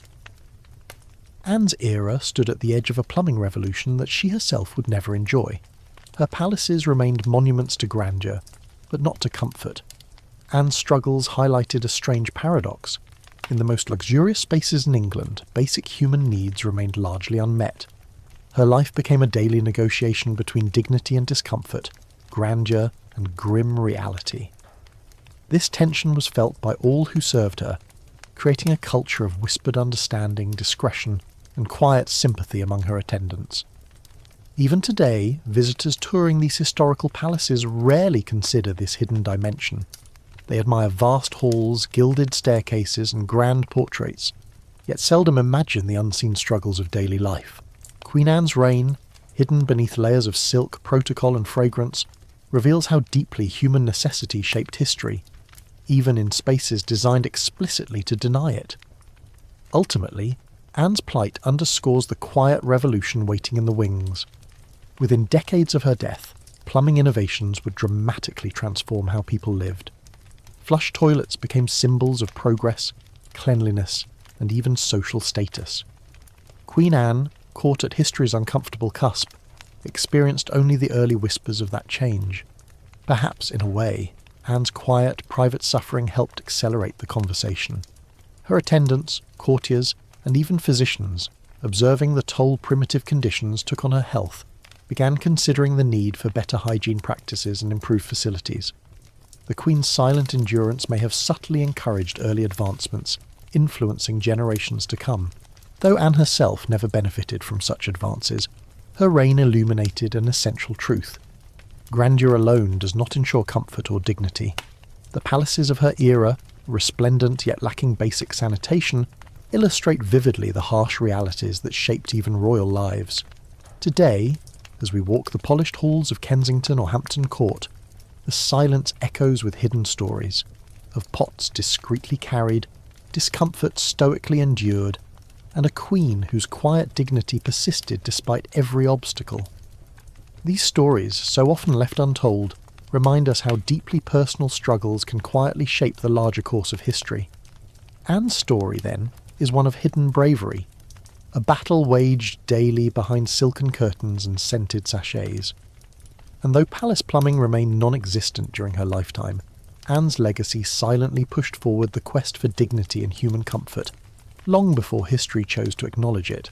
Today, the phrase Queen Anne style evokes graceful furniture, elegant architecture, and beautifully balanced design. But here's an odd truth history rarely mentions. Queen Anne herself never experienced the comforts associated with her own namesake style. In fact, while her reign marked a shift toward a more refined aesthetic, the innovations bearing her name offered little improvement to her personal discomfort, particularly where sanitation was concerned. Anne's era coincided with a dramatic shift in taste, from the heavy ornamentation of the Baroque towards simpler, more practical elegance. The chairs, cabinets, and houses we call Queen Anne today emphasise comfort, balance, and human-scale elegance. But during Anne's lifetime, the Queen herself found little relief in this stylistic evolution. Her personal quarters remained stubbornly mired in tradition, luxury designed for appearance rather than actual comfort. This irony wasn't lost on Anne or her attendants. Picture her apartments now. Vast rooms of polished wood and gilded frames, filled with intricately carved chairs, elaborate dressing tables and towering wardrobes. Each piece, carefully placed, reflected royal power and status. Yet beneath the visual splendour lay a frustrating absence of practical comfort. Anne's chronic ailments, painful joints, swelling, digestive distress, found no genuine respite in this lavish setting. Instead, these rooms were paradoxically designed to uphold her dignity, while largely ignoring her physical reality. Consider the furniture, for example.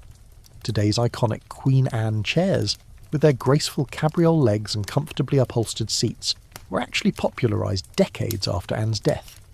Her own furniture was formal and rigid, emphasising appearance over ease. Heavy chairs, high-backed and rigid, offered little support for her swollen legs or aching back. Sofas and couches, heavily ornamented, were designed more for display than comfort, with firm padding and stiff cushions. Each evening, Anne's attendants added soft bolsters and pillows, improvising solutions to make these pieces marginally more tolerable. Similarly, her bed, though enormous and draped lavishly with embroidered curtains, provided little genuine relief. The mattress, stuffed firmly with horsehair and feathers, required constant adjusting. Anne often slept propped upright by multiple pillows, trying to ease the pressure on her abdomen and chest. The elaborate bedding, so carefully maintained for appearance, became a nightly obstacle.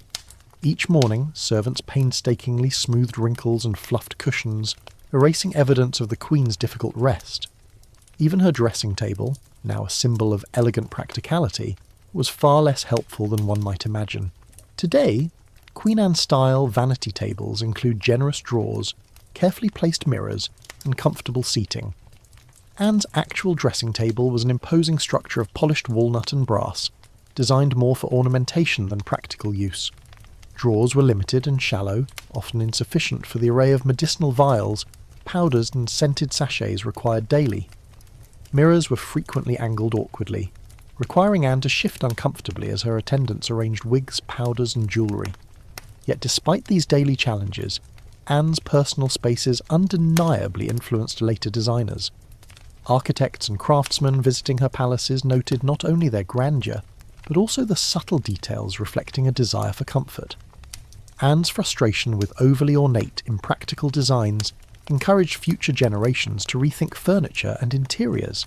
Within decades of her death, these small lessons blossomed into the graceful, functional Queen Anne aesthetic we admire today, though Anne herself unfortunately experienced none of its true comforts. So, why the mismatch between Anne's lived experience and the style bearing her name? The answer lies partly in timing and partly in cultural shifts.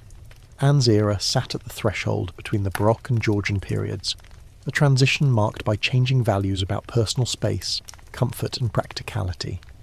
Anne's own palaces, caught in this shift, retained much of the older style's formal rigidity, yet her private struggles quietly pushed court fashion toward a more livable aesthetic. Historians suggest that Anne's influence on this style evolution was subtle yet profound. Designers who observed the Queen's discomfort noted her reliance on cushions, footstools and supportive seating, gradually incorporated these practical touches into their creations. Her apartments, with their improvised comforts, became inadvertent testing grounds for new ideas about ergonomics and human-centred design. Anne's pain, ironically, paved the way for future comfort. Even architecture slowly responded. Anne's palaces, St James's, Kensington, Hampton Court, featured vast halls, high ceilings and grand staircases, spectacular in appearance, but challenging for Anne personally. Architects who witnessed her daily struggles noted how difficult these spaces were for anyone with limited mobility. As Anne's health declined, subtle adjustments began appearing.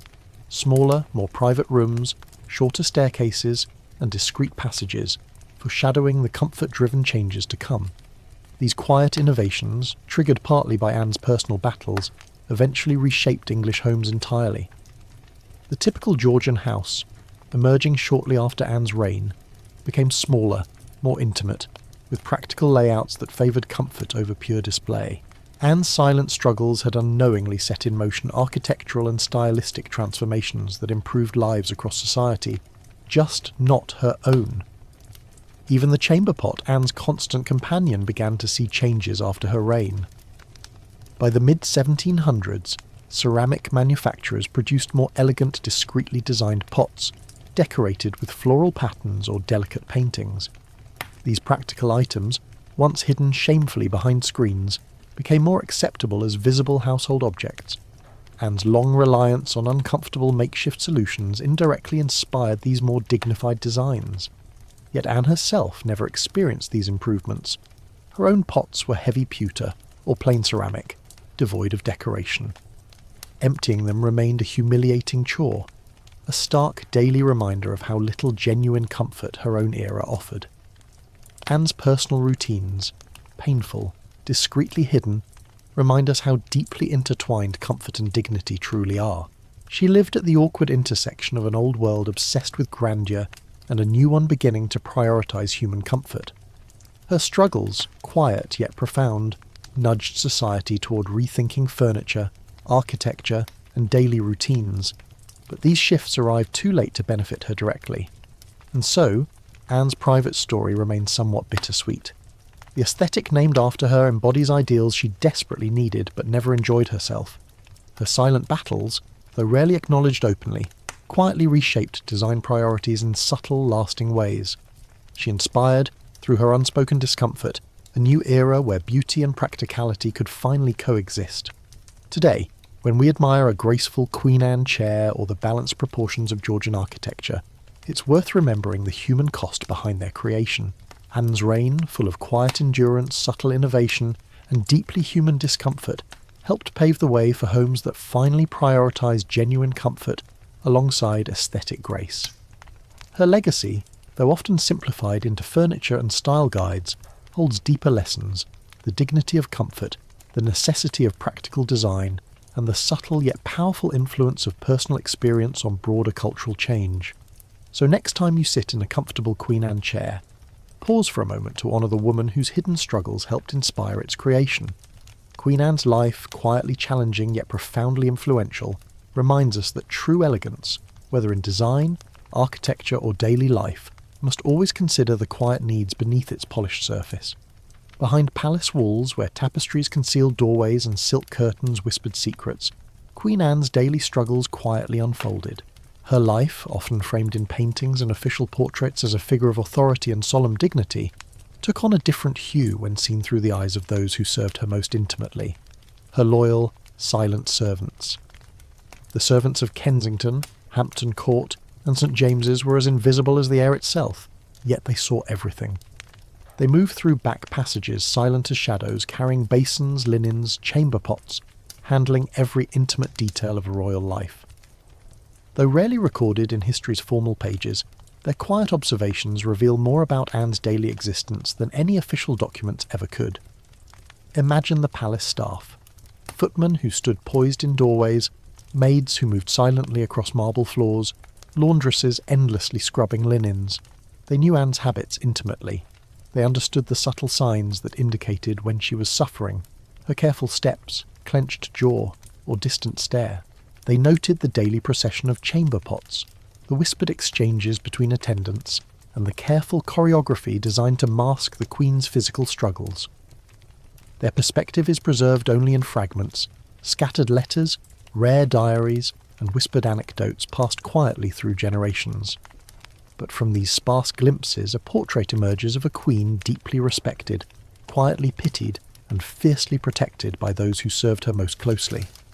One surviving account, left behind by a young footman at Kensington Palace, describes Anne's mornings vividly. Each day began with the same quiet, dignified chaos. The Queen rises slowly, assisted by her ladies, her movements deliberate, careful. The pots are swiftly removed, discreetly covered, and taken away as though invisible. Her dressing takes longer than it ought, each adjustment, each lace tightened gently, while Her Majesty holds fast to the chair's arm, eyes fixed distantly. From this young servant's perspective, Anne was both revered and gently pitied. He and others like him quietly admired her resilience, her stoicism amid physical discomfort that everyone understood but no one openly discussed.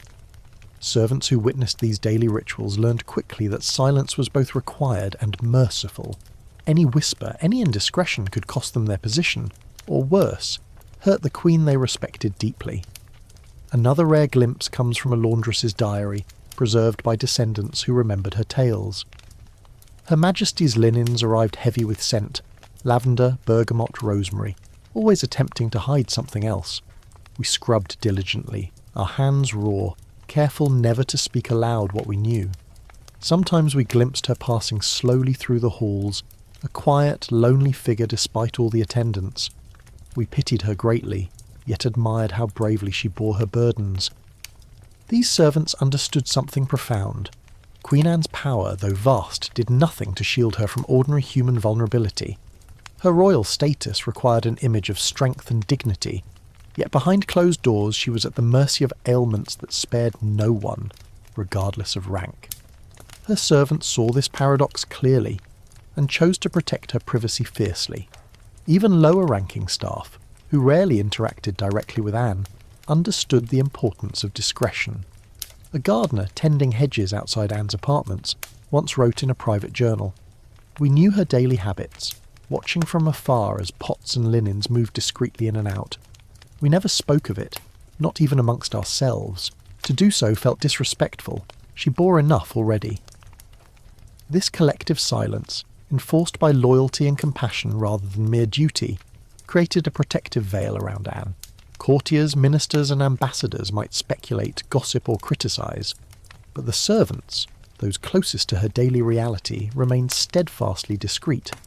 Their quiet respect provided Anne with a dignity that palace luxury alone could never ensure.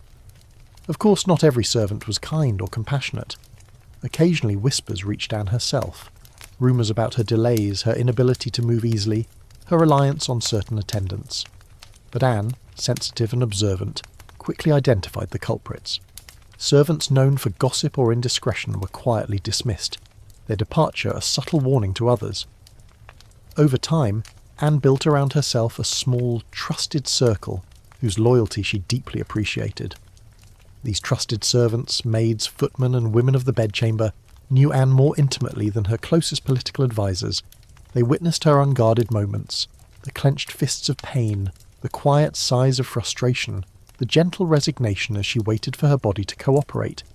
Their quiet devotion, carrying basins, smoothing linens, discreetly removing evidence of discomfort, was a form of silent, profound kindness. One anecdote passed down quietly through generations highlights this subtle bond. A young chambermaid, newly arrived at court, accidentally entered Anne's apartments too soon, finding the Queen in visible distress. Horrified, the maid froze, certain she'd be dismissed immediately. Anne merely raised her eyes slightly, offering a weary but gentle smile, quietly signalling the maid to leave without fuss. The maid, deeply moved, served Anne devotedly from that day forward, vowing never to speak of the incident. Such quiet moments of compassion defined Anne's relationships with her staff. Historians still debate why Anne, despite her physical vulnerability, commanded such fierce loyalty among servants. Some suggest it was her quiet dignity and genuine appreciation of their discretion. Others point to the sheer humanity of her struggles, evoking a sympathetic response that transcended hierarchy. Whatever the reason, Anne's servants remained profoundly loyal, protecting her privacy with a devotion rarely matched in royal courts. Anne herself seems to have understood and appreciated this quiet loyalty deeply. In her final years, as her health deteriorated further, she increasingly rewarded faithful attendants with pensions, small gifts, and quiet recognition. These gestures were rarely publicised, offered instead discreetly, privately, reflecting Anne's genuine gratitude for years of silent service. Today, these servants' perspectives remain largely hidden, overshadowed by the grand narratives of politics, wars, and royal succession, but their quiet stories, preserved in fragments, reveal something essential about Queen Anne's reign: her humanity, her vulnerability, and the deep respect she earned from those who saw her most clearly. Anne's story, when viewed through servants' eyes, becomes more poignant, more relatable, more deeply human. Their quiet observations remind us that history, often shaped by grand gestures and sweeping events, is equally defined by small acts of discretion, kindness, and loyalty. The palace servants who silently supported Anne, carrying basins, smoothing linens, discreetly preserving her dignity, offer a powerful lesson in quiet compassion. They remind us that behind every image of authority lies ordinary humanity, deserving of respect, empathy, and kindness. Anne's servants never openly challenged palace protocol. They never publicly voiced their observations or discomforts, but their silent service, quietly performed day after day, speaks volumes about the dignity they afforded Anne, a dignity preserved not through grandeur or titles, but through simple, quiet acts of compassion. Today, walking through Anne's palaces, visitors rarely consider these hidden perspectives, yet beneath the polished surfaces, whispers of these quiet, devoted servants linger. Their silent compassion, their fierce loyalty, the gentle protection of Anne's dignity remain deeply embedded within palace walls, as essential to her legacy as any portrait or royal decree. And as we reflect on Anne's life, her quiet endurance, her hidden struggles, her subtle strength, we owe gratitude to those unseen servants whose silent devotion allowed her to navigate her days with grace, dignity, and quiet humanity. Beneath the painted domes of Parliament, amid polished oak tables and richly embroidered velvet cushions, political intrigue swirled like a subtle fragrance. Politics in Queen Anne's reign wasn't only about power, prestige, or policy. It was also quietly shaped by something far more intimate, the sensory landscape of her court. Yes, dear listener, even Parliament was subtly attuned to the silent, unspoken realities of the Queen's daily struggles, especially when it came to the delicate matter of personal odours. It sounds absurd at first. A parliament of well-dressed gentlemen in powdered wigs and embroidered waistcoats quietly sensitive to smell. Yet in Anne's era, scent was more than a mere detail. It was a language of its own, quietly influencing perceptions, judgments, and even political outcomes.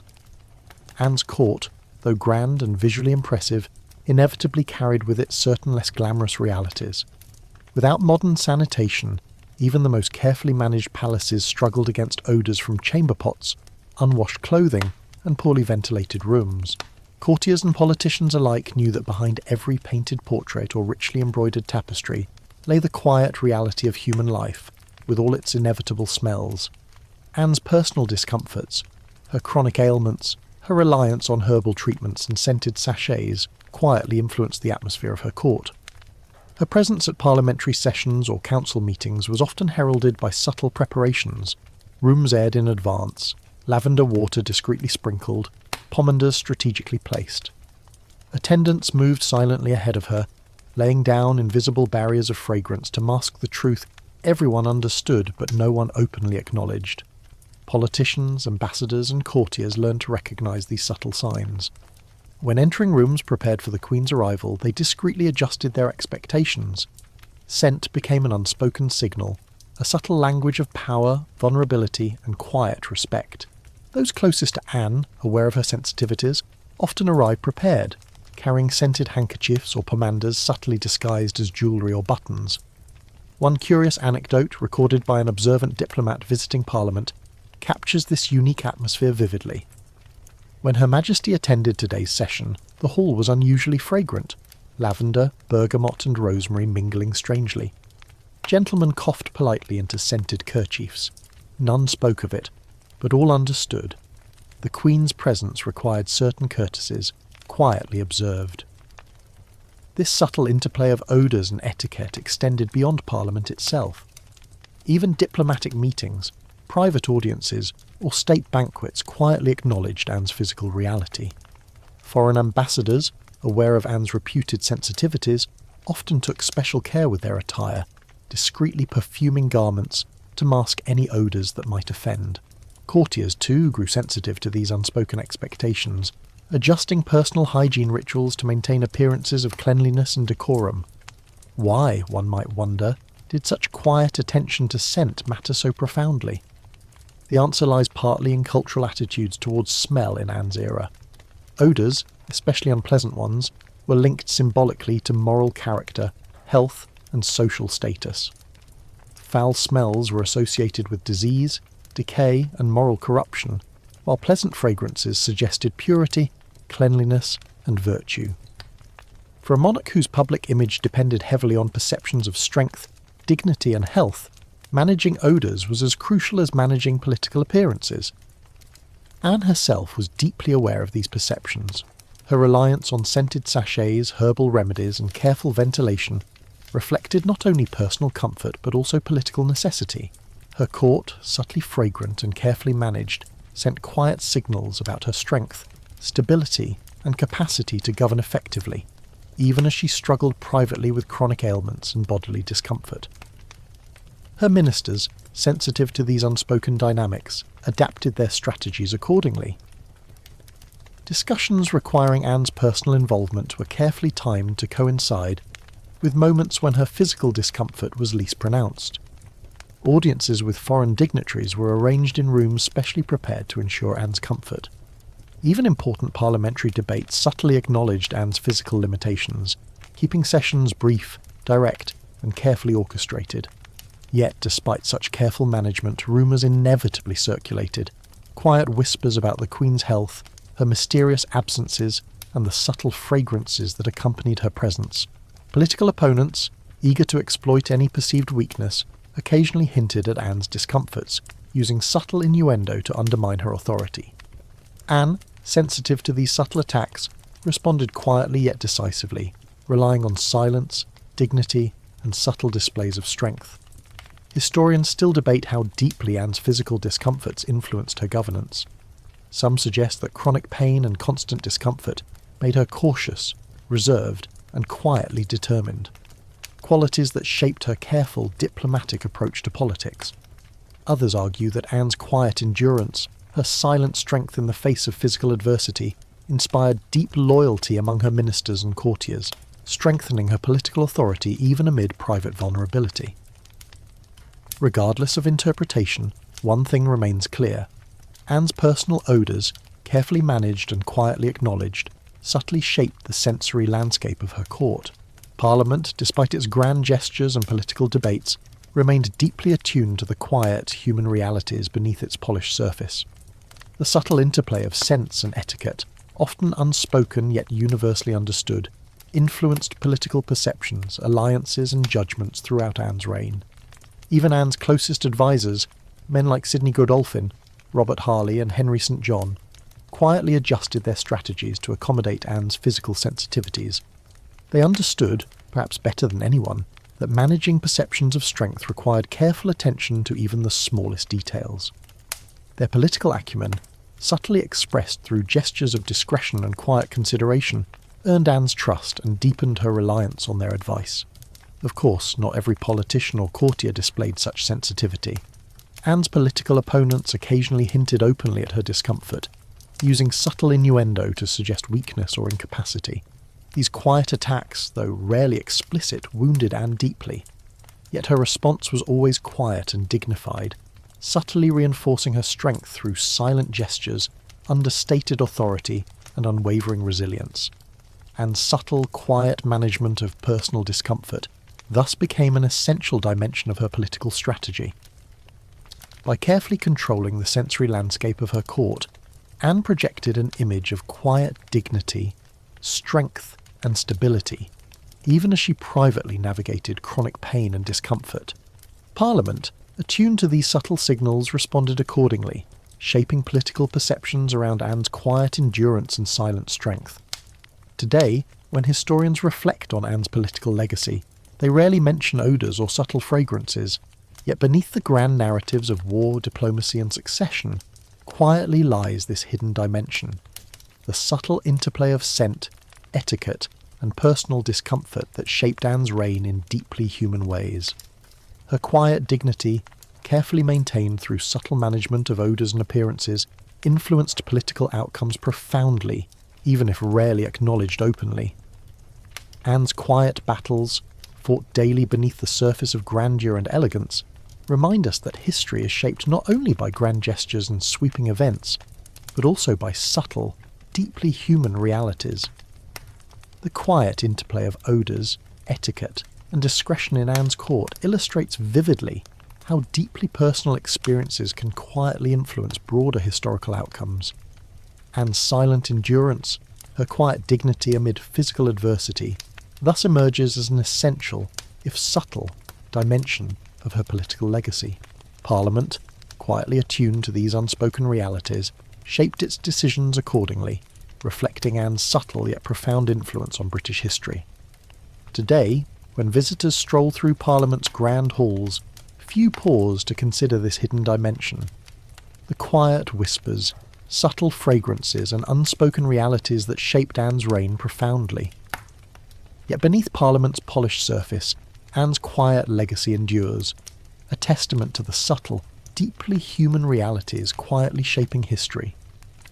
In the hushed corridors of royal palaces, artefacts vanish all the time, small things mostly, lost to carelessness or quietly spirited away by servants seeking mementos. But occasionally something more significant disappears, something whose absence speaks volumes. Such was the curious case of Queen Anne's missing commode, a discreet piece of royal furniture whose disappearance left historians quietly puzzled and servants whispering for generations. At first glance, a missing commode might seem trivial, yet this was no ordinary piece of furniture. Rumoured to be elaborately crafted, elegantly designed, and intimately connected to Anne's private discomforts, its disappearance raised quiet questions. Was it stolen, deliberately hidden, or quietly disposed of after Anne's death to conceal its deeply personal use? The commode's existence itself remains quietly debated. Historical records reference a fine walnut commode, crafted specifically for Anne's private chambers, yet descriptions of its precise form and function vary subtly. Some accounts suggest it was a simple but beautifully made cabinet, discreetly hiding a chamber pot behind polished doors. Others hint at something more elaborate, a commode fitted with plush upholstery, discreetly placed drawers for linens, and even concealed compartments for scented sachets and medicinal vials. Regardless of specifics, one thing remains clear. Anne's commode was no ordinary furnishing. Its careful craftsmanship reflected both her status and her deeply personal needs. Each feature, from the discreetly hidden chamber pot to the delicately scented upholstery, quietly acknowledged Anne's chronic discomforts and her fierce desire for dignity. Imagine now this mysterious commode, elegantly carved from polished walnut, carefully positioned in Anne's private apartments, subtly blending luxury and practicality. Servants, aware of its intimate use, moved quietly around it, emptying pots discreetly, refreshing linens daily, and carefully managing scents to mask any odours. Anne herself, seated upon it during moments of intense discomfort, must have appreciated its quiet dignity, this silent acknowledgement of her human vulnerability. Yet after Anne's death in 1714, the commode mysteriously vanished from palace inventories. Historical records, meticulously kept, simply stop mentioning it. Did palace officials deliberately erase its existence, quietly embarrassed by its deeply personal use? Or did servants, loyal and discreet, dispose of it quietly, unwilling to preserve something intimately connected to Anne's private struggles? Historians continue to debate these questions quietly. Theories abound, yet definitive answers remain elusive. Some suggest the commode was discreetly dismantled and repurposed, its fine walnut wood quietly incorporated into other furnishings, subtly erasing its original purpose. Others speculate it was secretly sold or spirited away by servants, eager to protect Anne's dignity by quietly removing any evidence of her physical vulnerabilities. A third theory, quietly compelling yet difficult to prove, suggests the commode was deliberately destroyed, burned or otherwise disposed of, to permanently erase any tangible reminder of Anne's private struggles.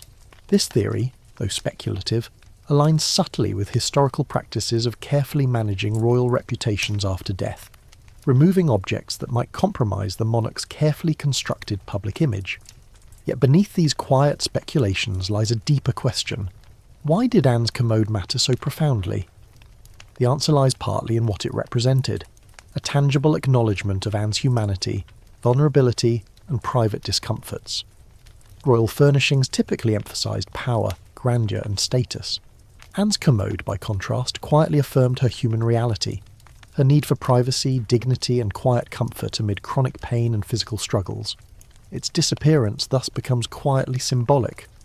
Removing the commode from historical records subtly erases Anne's human vulnerability, reinforcing an image of royal invincibility and dignity. Palace officials, historians, and servants alike quietly understood that preserving Anne's legacy required discreetly managing not only her physical environment, but also historical memory itself. Yet, paradoxically, the commode's quiet disappearance has ensured it remains deeply intriguing, silently compelling historians to explore Anne's private reality more intimately.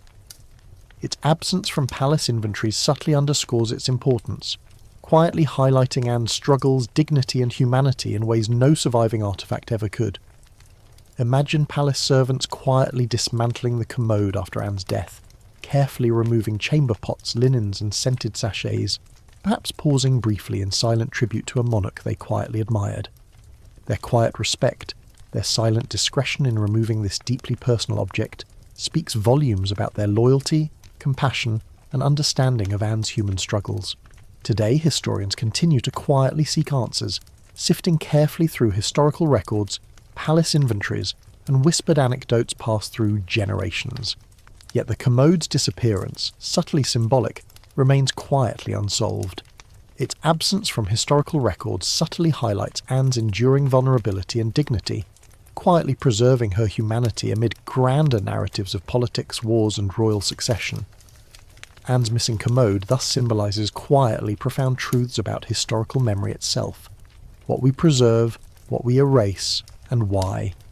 Its quiet disappearance, subtle yet deeply significant, reminds us that history is shaped not only by grand events or royal decrees, but also by the small, intimate objects quietly removed from view, silently protecting reputations and preserving dignity. Perhaps Anne herself would quietly appreciate this subtle irony. A monarch whose life was defined by quiet dignity amid physical vulnerability now finds herself remembered partly through something discreetly erased, a commode whose absence quietly affirms her humanity, dignity, and silent strength more profoundly than any surviving artifact ever could. As historians continue quietly exploring Anne's life, the commode's mysterious disappearance subtly invites reflection. What quiet truths about historical figures are subtly erased or carefully concealed, and why? Anne's commode, though quietly lost, silently challenges historians to explore deeply human dimensions of royal lives, quietly shaping historical memory itself. Today, walking through Anne's palaces, visitors rarely consider quiet absences, objects subtly removed from view, silently protecting royal dignity. Yet Anne's missing commode remains quietly powerful, a subtle reminder that history is shaped profoundly by objects discreetly hidden, carefully erased, or quietly destroyed. Anne's commode, lost yet quietly influential, thus symbolises broader truths about historical memory and human dignity. Its subtle absence invites quiet reflection on Anne's life, struggles, and enduring humanity. The commode's mysterious disappearance subtly preserves Anne's legacy, quietly affirming her dignity amid human vulnerability, silently shaping historical memory for generations. As historians continue quietly exploring Anne's reign, the commode's absence subtly underscores her deeply human struggles, quietly reminding us that royal dignity is preserved not only through grand portraits or official histories, but also through quiet absences, subtle erasures, and silent acts of discretion.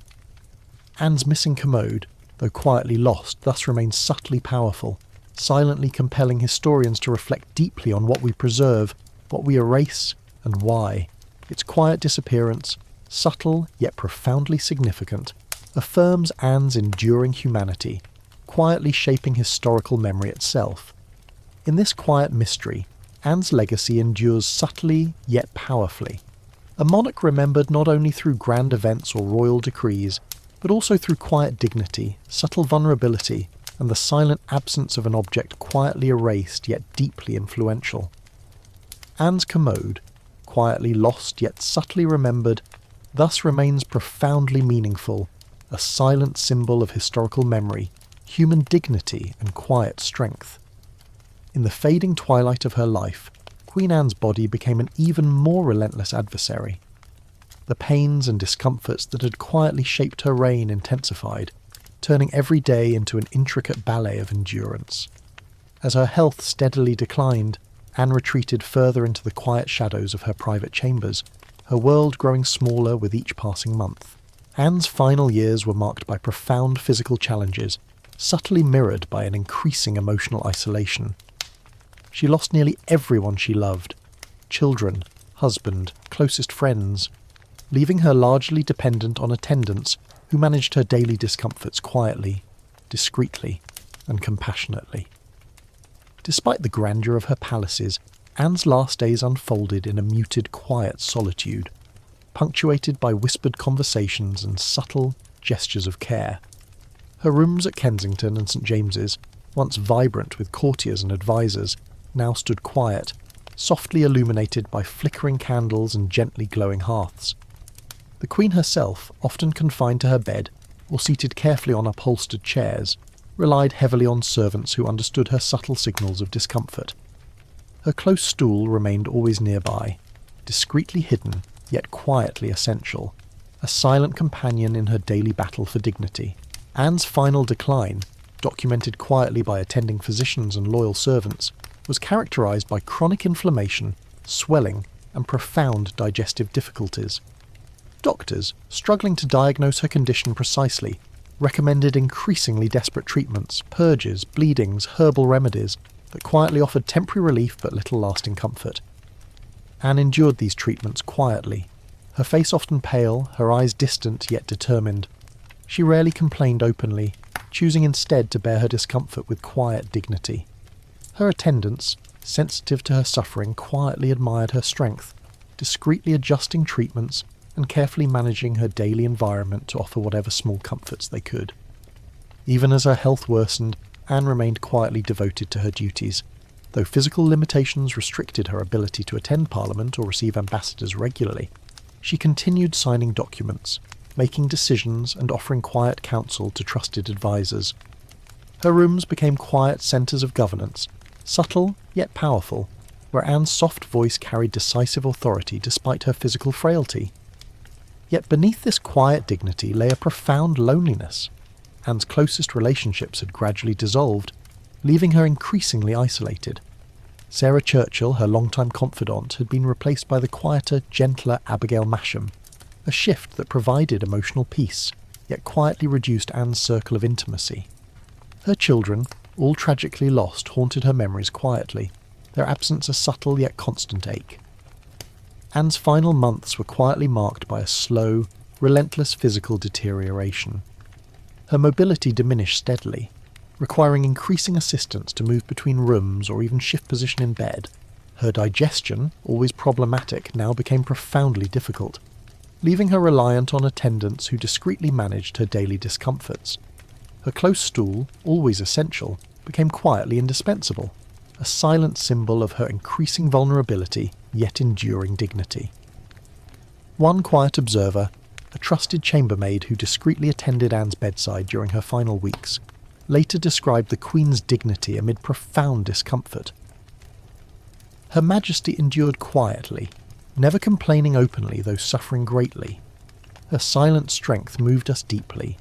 We served her loyally, discreetly managing her daily discomforts with quiet care and compassion. Anne's final days were subtly shaped by small acts of care. Soft pillows adjusted quietly, linens carefully smoothed, scented sachets placed discreetly beneath cushions. Attendants quietly anticipated her needs, responding silently to subtle gestures, a gentle shift of the head, a quiet sigh, a slight movement of the hand. Anne herself, increasingly frail, communicated largely through quiet expressions, subtle movements, and soft, whispered words. Yet even amid profound physical vulnerability, Anne retained quiet authority. She continued making decisions, signing documents, and offering quiet counsel to ministers who attended her bedside discreetly. Her rooms, though quiet and subdued, remained subtle centres of political power, quietly reflecting Anne's enduring strength despite physical frailty.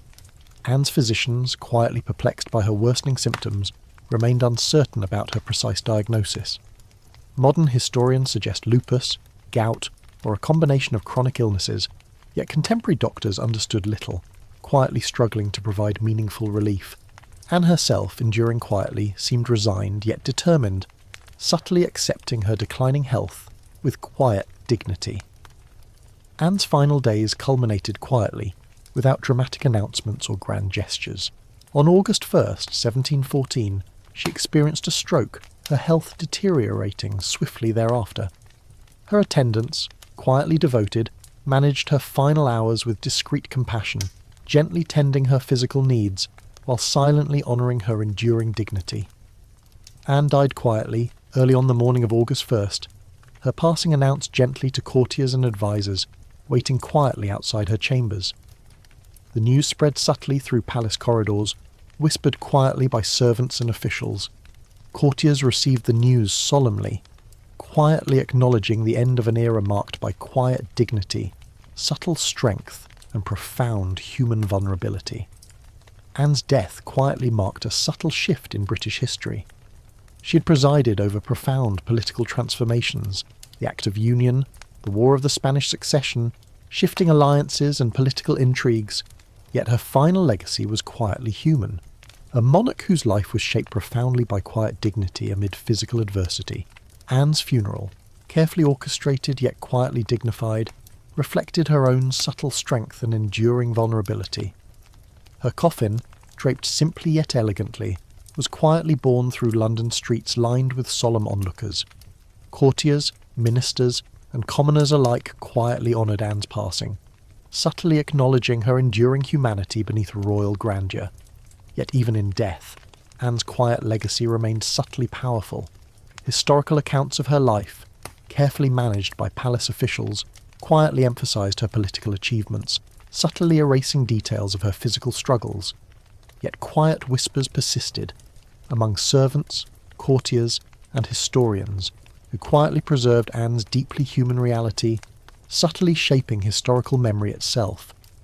Today, Anne's quiet legacy endures subtly yet profoundly.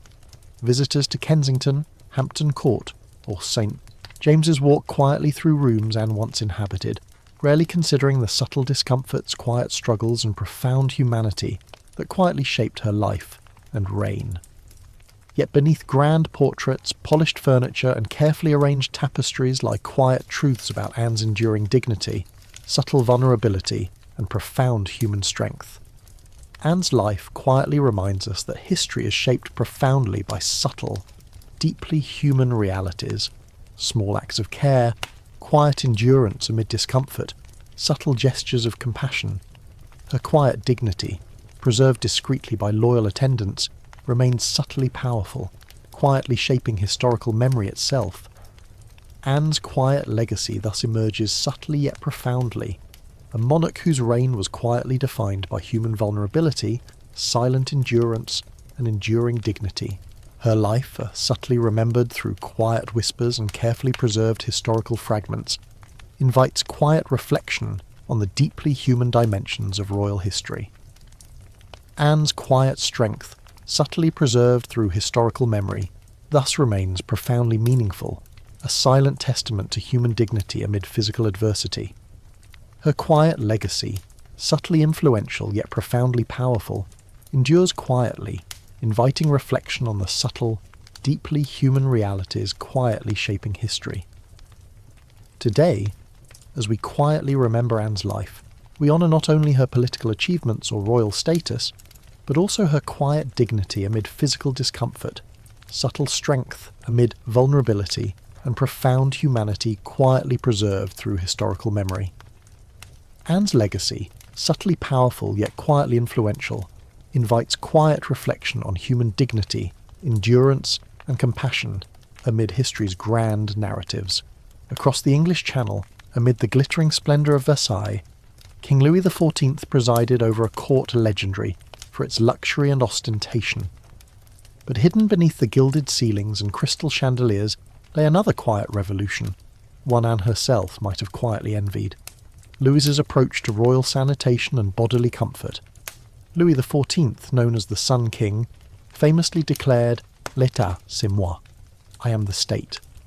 And as such, every aspect of Versailles reflected his personal tastes, preferences, and comfort.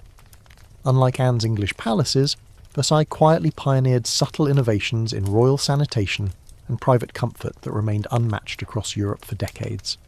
Anne, quietly aware of these subtle innovations, may have quietly envied the discreet comfort and dignity afforded Louis at Versailles. Though her own palaces were grand, Anne's daily struggles with discomfort, chronic ailments, and rudimentary sanitation quietly highlighted how far England lagged behind France in royal comforts. Consider first Louis XIV's private apartments at Versailles, spaces designed specifically around the Sun King's personal comfort. While Anne's close stool remained discreetly hidden, yet quietly uncomfortable, Louis enjoyed subtle innovations designed specifically for ease and dignity. Versailles quietly featured early versions of water closets, small rooms discreetly hidden yet strategically placed near Louis's private chambers, allowing discreet, dignified relief without attendants constantly hovering nearby. These subtle innovations quietly reflected Louis's profound emphasis on personal dignity, physical comfort, and royal decorum, while Anne endured quiet discomfort daily, discreetly managing chamber pots and scented sachets. Louis' Versailles quietly integrated sanitation subtly yet effectively, offering a model Anne herself likely quietly admired and envied. Anne's court, quietly aware of Versailles' subtle innovations, often discussed discreetly how far England lagged behind France in royal comforts. Courtiers visiting Versailles returned quietly impressed, subtly noting the discreet dignity afforded Louis by subtle yet profound innovations in sanitation, private comfort, and bodily ease. Anne, quietly aware of these whispered comparisons, likely experienced quiet envy, privately wishing England might quietly adopt similar subtle innovations. Yet despite quiet admiration, Anne's palaces remained stubbornly traditional, subtly reflecting England's cultural attitudes towards sanitation, hygiene, and bodily comfort. Anne's close stool, discreetly hidden, yet quietly uncomfortable, remained a constant companion, subtly symbolising England's quiet resistance to subtle innovations pioneered quietly at Versailles. Even Louis's famous gardens quietly reflected subtle innovations in royal sanitation and private comfort. Versailles featured discreetly hidden garden pavilions, subtly designed for dignified relief, small, elegantly crafted structures discreetly blending practicality and luxury. Anne's rumoured garden pavilion at Kensington quietly echoed these subtle innovations, suggesting quiet envy and subtle inspiration drawn discreetly from Versailles' quietly revolutionary approach to sanitation and bodily comfort. Yet while Louis's Versailles quietly pioneered subtle innovations, Anne's English palaces remained quietly traditional, reflecting subtle yet stubborn cultural resistance to adopting continental innovations. Anne's quiet frustration likely deepened subtly, privately wishing England might quietly embrace similar discreet comforts, and dignified sanitation quietly pioneered across the Channel. Anne's courtiers, quietly aware of Versailles' subtle innovations, discreetly discussed England's quiet shortcomings, subtly acknowledging how profoundly Anne's daily discomforts were quietly shaped by England's stubborn resistance to subtle, yet dignified sanitation innovations, quietly embraced by Louis XIV and herself, privately envying Versailles' discreet comforts, quietly endured England's subtle yet profound cultural resistance to adopting continental innovations. Yet despite quiet envy, Anne herself remained quietly dignified, never openly criticising England's quiet resistance or publicly expressing subtle frustrations. Instead, Anne quietly endured daily discomfort, discreetly managing her bodily struggles with subtle dignity, silent endurance, and quiet strength. Anne's quiet admiration for Versailles' subtle innovations highlights profoundly how cultural attitudes towards sanitation, hygiene, and bodily comfort quietly shaped daily royal life. While Louis quietly enjoyed discreet, dignified relief subtly integrated into Versailles' grand design, Anne endured quiet discomfort, subtly shaped by England's quiet resistance to adopting similar continental innovations. Today, historians quietly acknowledge Anne's subtle envy, discreetly noting how profoundly Anne's daily discomfort quietly reflected broader cultural attitudes towards sanitation, hygiene, and bodily comfort. Anne's quiet endurance subtly underscores how deeply personal experiences quietly shape broader historical realities, highlighting subtly profound connections between private comfort, cultural attitudes, and historical change. Anne's quiet envy thus quietly symbolises broader truths about historical memory, cultural attitudes, and human dignity. While Louis XIV's Versailles quietly pioneered subtle innovations in royal sanitation, Anne's quiet discomfort subtly highlighted England's quiet resistance, quietly shaping historical narratives subtly yet profoundly.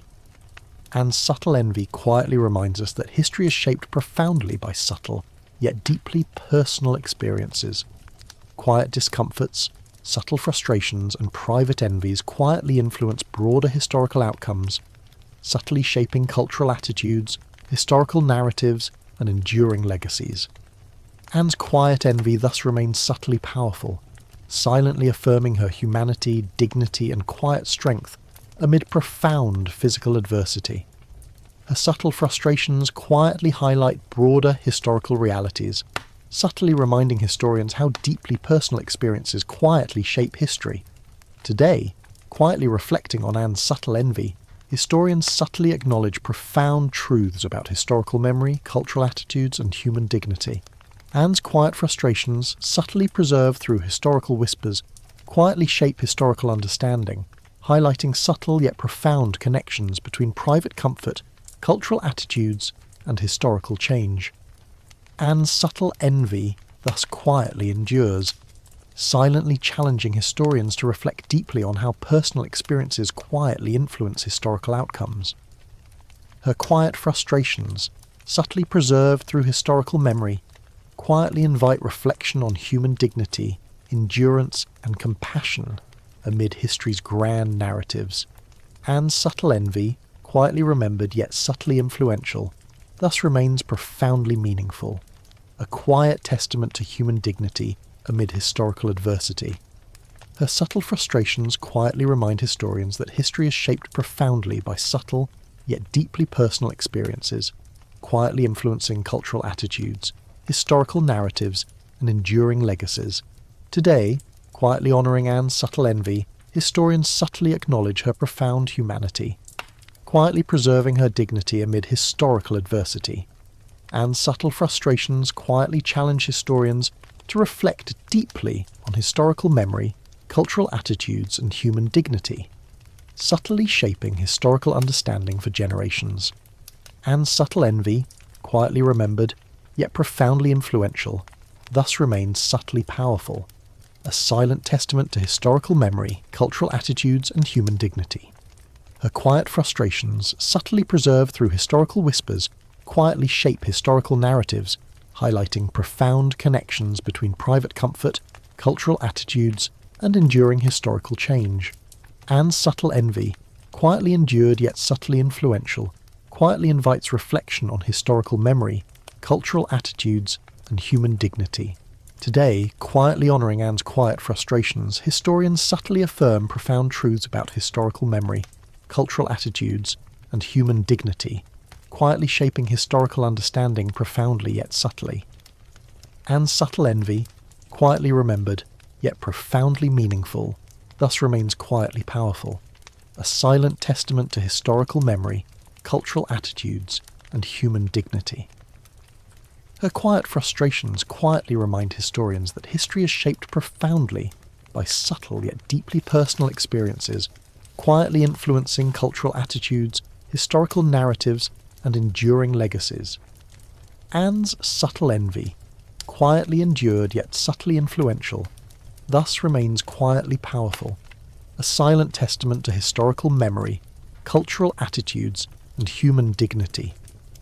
Her quiet frustrations, subtly preserved through historical whispers, quietly shape historical narratives, highlighting profound connections between private comfort, cultural attitudes, and enduring historical change. Anne's subtle envy, quietly remembered yet profoundly meaningful, thus remains quietly powerful, a silent testament to historical memory, cultural attitudes, and human dignity.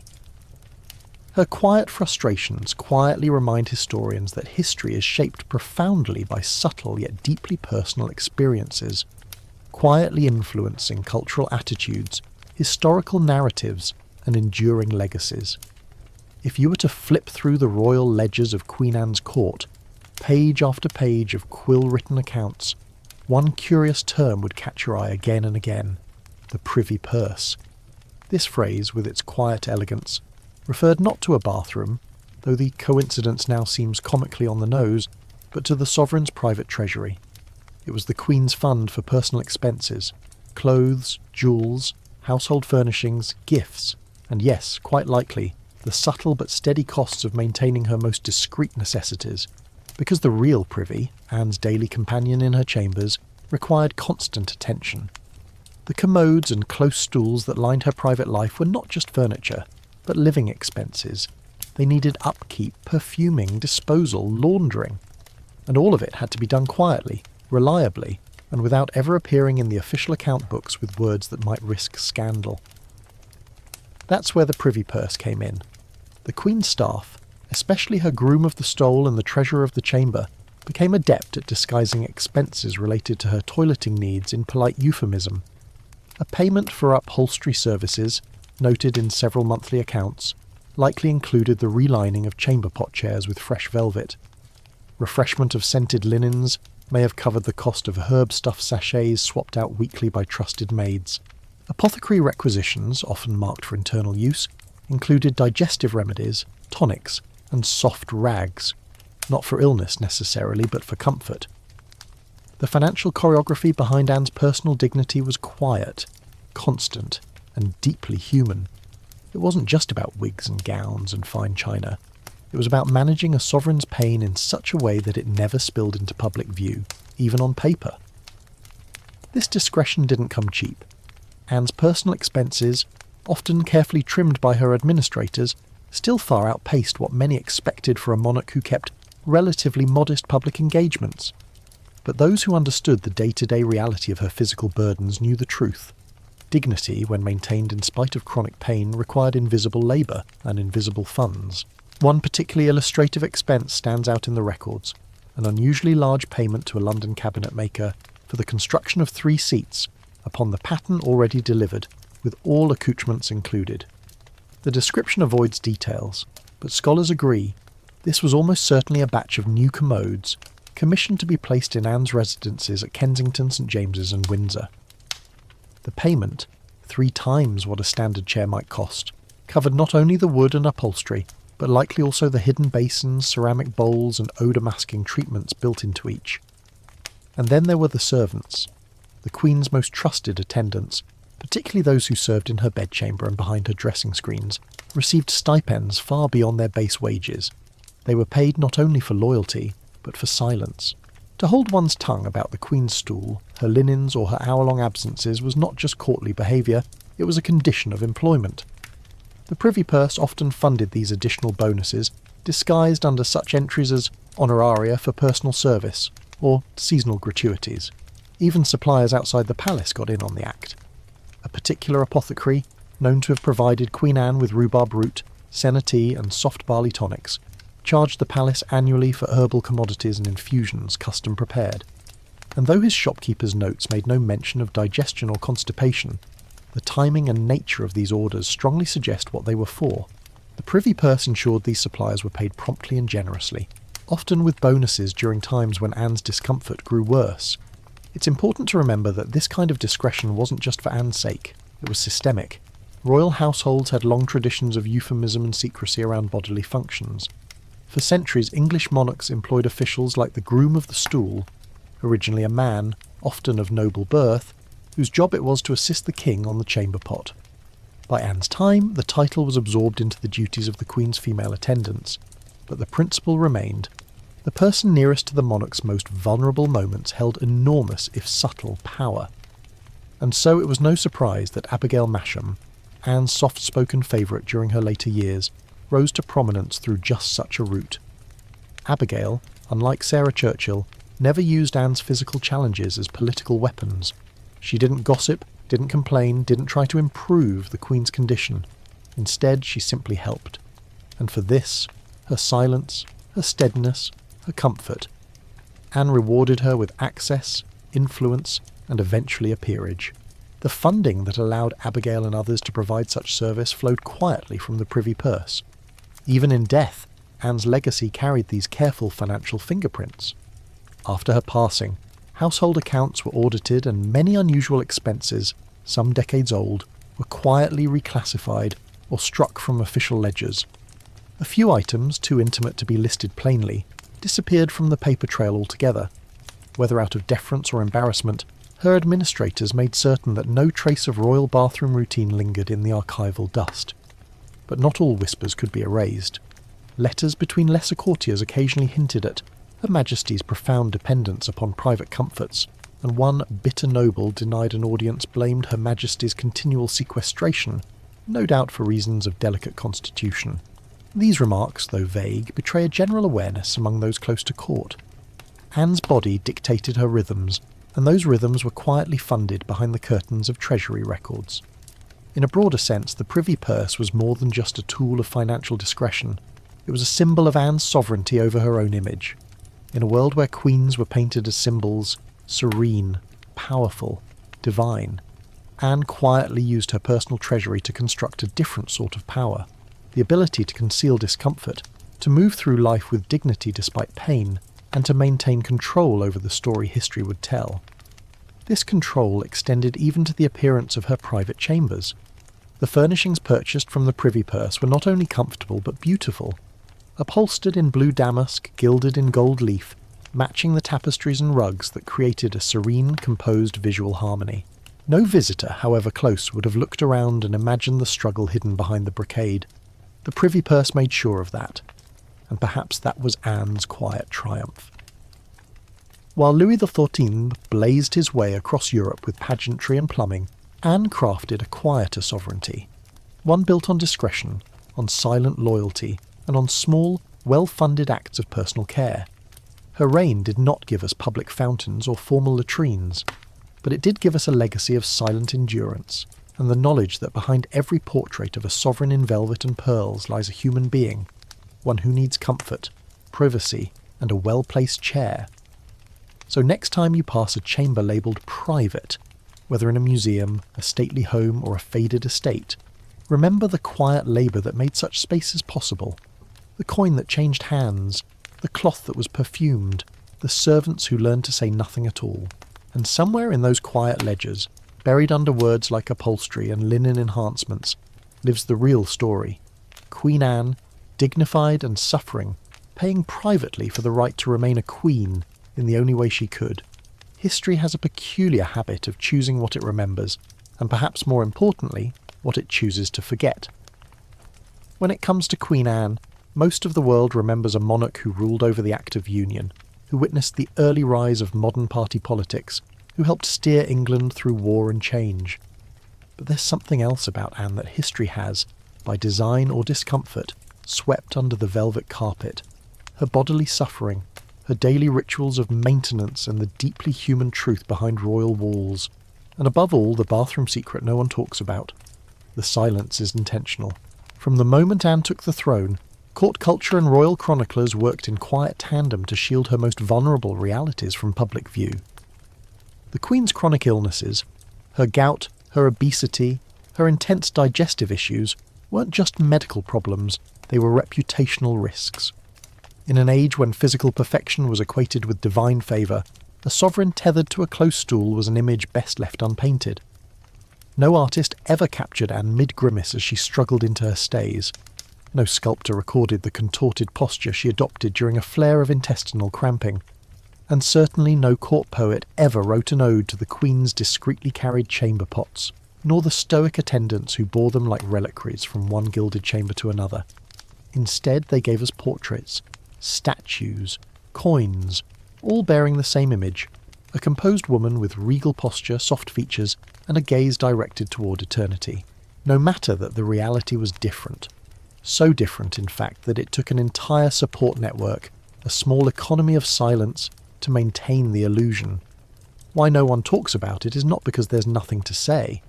On the contrary, the absence of discussion comes from the depth of the truth. If you acknowledge that Anne needed 3 different chamber chairs stationed across her palaces, not for extravagance but necessity, you're forced to admit that royalty bleeds, aches, and breaks down like everyone else. And where, then, does the divine right reside?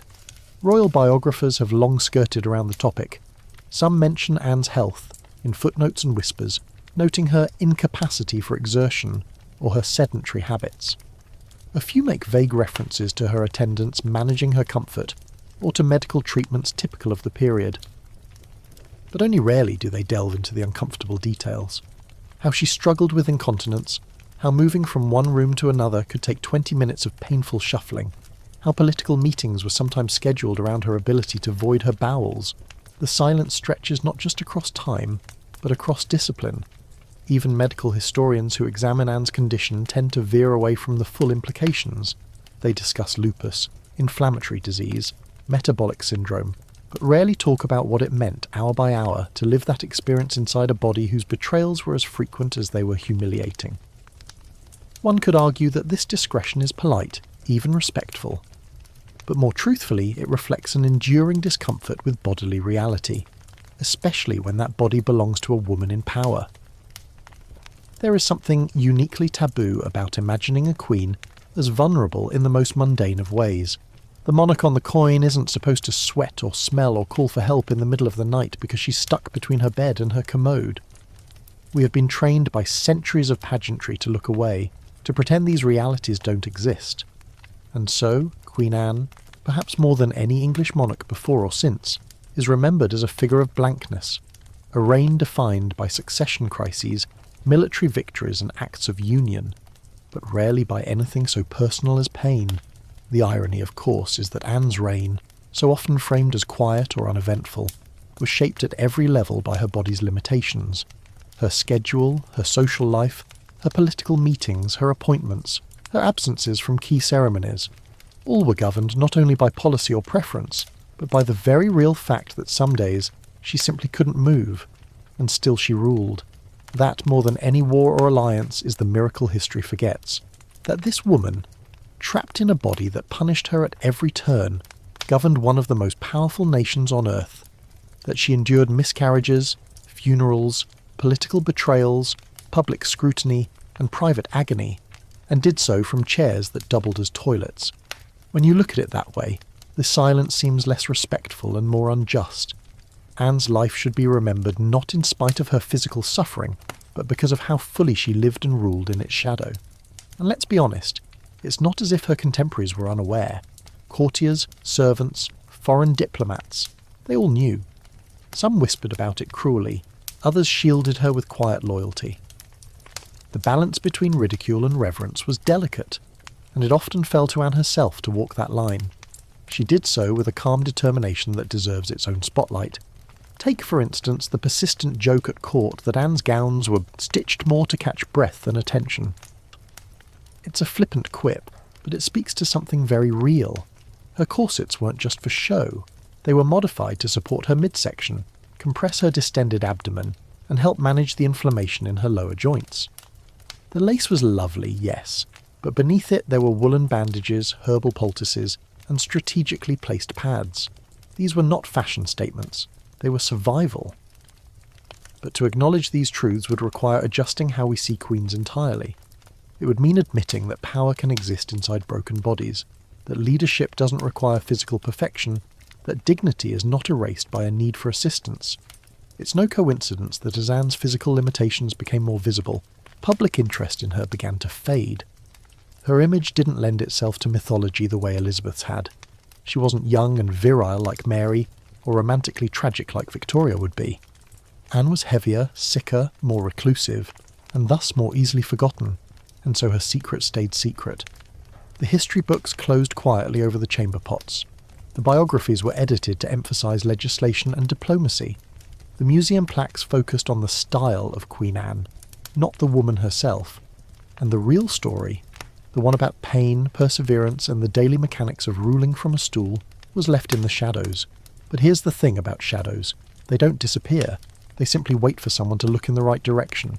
So now, with all the whispering tapestries and polished commodes of history spread before us, we can finally see Anne more clearly, not as a static monarch in a powdered wig, but as a fully realised person, a woman who governed through grit, who endured in silence, who maintained her dignity not because her body allowed her to, but because it didn't. Let's say it plainly now, Queen Anne had a bathroom secret, and it shaped her life. And maybe that doesn't make her story less regal, but more so. Maybe true majesty is managing to lead an empire with grace while praying your sachets hold off the scent. Long enough for you to get through another council meeting. Maybe we've spent too long thinking that power is the absence of weakness, when in fact it is the mastery of it.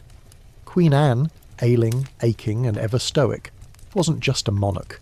She was a masterclass in human resilience. And that, dear Night Owl, is the real secret no one talks about. So here we are, at the soft close of a very human story. The candles in Kensington flicker down to stubs. The chamber doors hush shut. The velvet skirts of time gather at the ankles of a woman long overlooked, long misunderstood. Queen Anne, seated quietly on her stool, face lit by firelight and scented by sachets, reminds us, without ever needing to speak, that leadership isn't loud, it isn't perfect, and it most certainly isn't pristine.